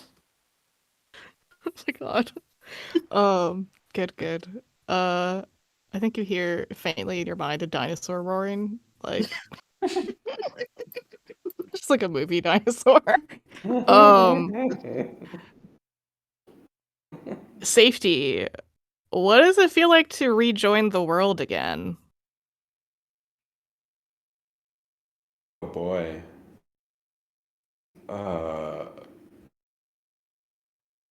Well, every time I do, my dad's right fucking there, so I don't know. Didn't go how I wanted it to, but feel like standing with these people. Missing my dad is not quite as bad as it was before. Yeah. Sam. Hmm? How does it feel to be in the dark? Really scary, but also I'm not alone. And also one of the things that I was really scared of in the dark, Edna actually helped me in the end. But I'd still rather not be in the dark. Mhm. All right, let's see. Natalia. Hmm.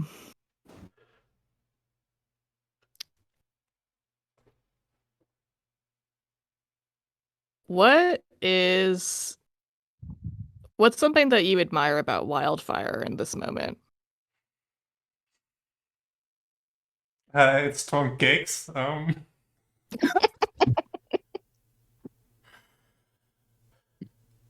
I think also, just his determination, like Yeah. really going for it. There is. Listen, I'm not going to confirm or deny whether Ronald Reagan dies from his injuries. I'm just going to say that he gets the shit kicked out of him by a really angry horse and leave it at that. Mhm. But anyway, I think as you all kind of confront yourselves, as this chaos is unfolding, as Charles Guy is getting accosted by a gigantic bird beast, and presidential candidate Ronald Reagan is getting his ass kicked by a horse.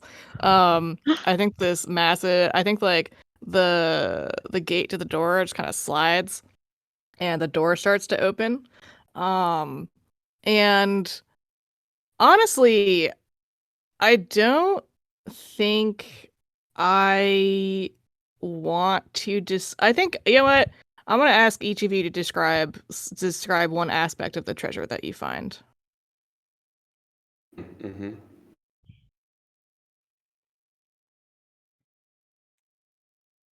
Hmm. It's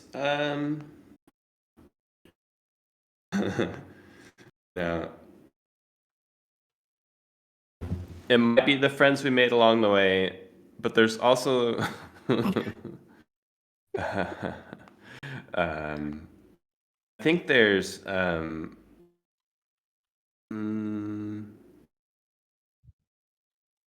it's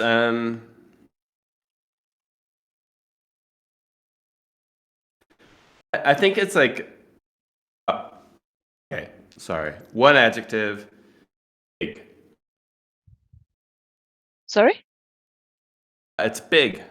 Big. Okay. We've got big. Yeah, not like as in like numerous, as in like Uh-huh. there's at least like one really large thing. Mhm. Yeah.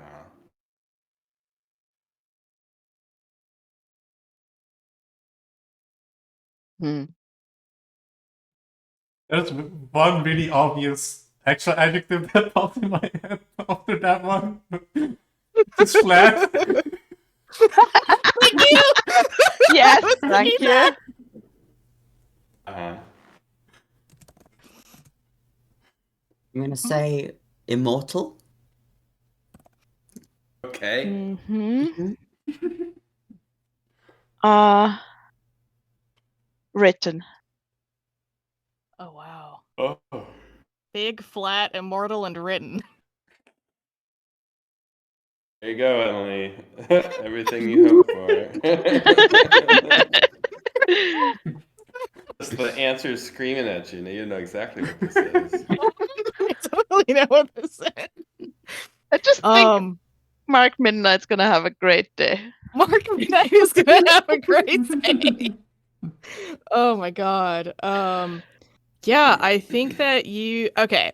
So I think the really large, the big thing that you find is a big let me think. What's a big rich thing? Big crystal. Sure. Big flat rich it's thing.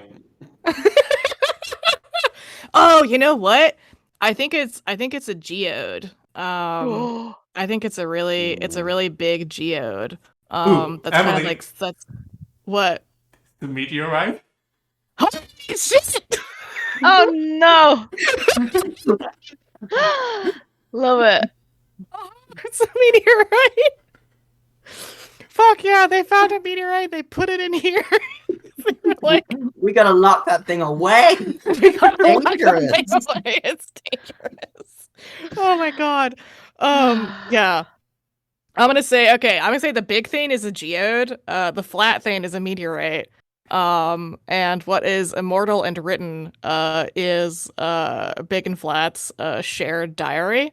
That wow. or journal, whatever. That like details their adventures and also how they were like super gay married to one another in the 1800s. Also as they committed crimes. And so I think those are some of the things that you find in this cave. And I think as soon as you touch the book, one of you touches the book, whatever. I think it's like a really quick flashback to the first little scene in this movie, with this campfire late at night out on the open prairie. And I think it's Big and Flat kind of like clinking these little tin cans together, drinking some, I don't know, whiskey or whatever. And I think one of them, I think Big is writing down in the journal for the night. And I think the fire flickers out, and then we go back to y'all in this cave with this treasure. And I think I think that we're gonna end on you guys like emerging to the surface. It's Halloween. Y'all got up at dawn. You still have trick-or-treating to do. And I think that y'all like emerge. I think, we only have a couple minutes, but I'm just gonna say right now that President Ronald Reagan's ass gets kicked and he's no longer a viable presidential candidate. Succeeded. Check that one Yes. off. And Charles Guy is exposed for corruption and also colluding with the presidential candidate, which is like not good. And I think that y'all emerge you're looking at like the vast prairie and everything. Your horses are there. Natalia, like Wildfire technically like disappeared as y'all were like making your way back to the entrance, but you felt his presence with you the whole time. And That's a horrible boss. Exactly. And y'all make it out. Your horses are there to greet you. You're scraped and dirty and sweaty, and you look very silly.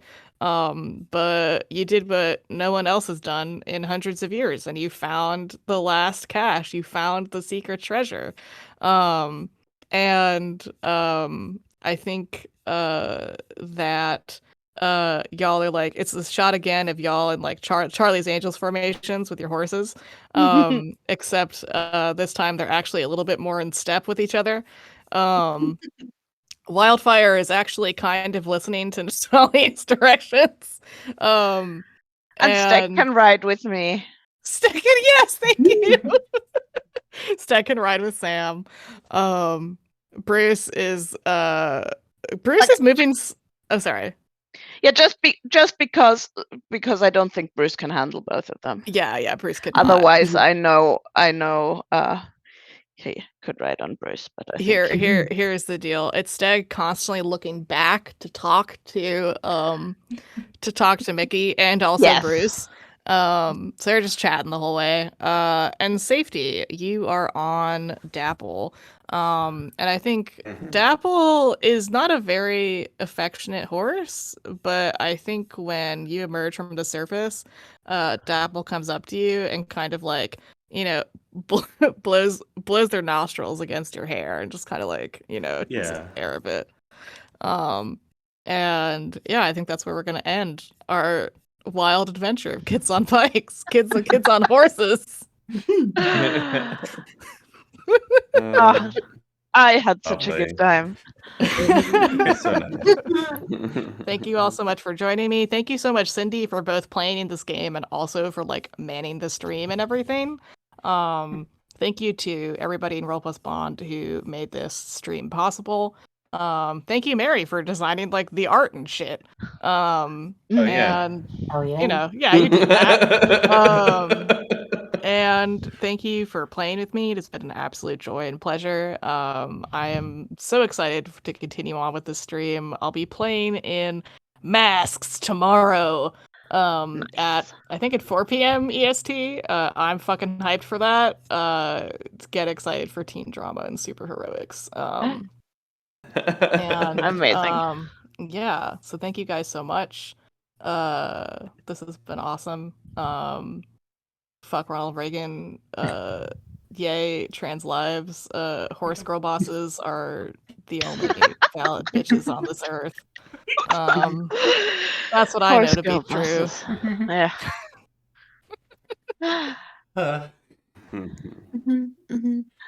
All right. All right. Thanks, much, everyone in chat. Bye. Yeah, thank you so much. Love you, chat. Bye. See you soon. Bye, thank you. Bye. Bye. Bye.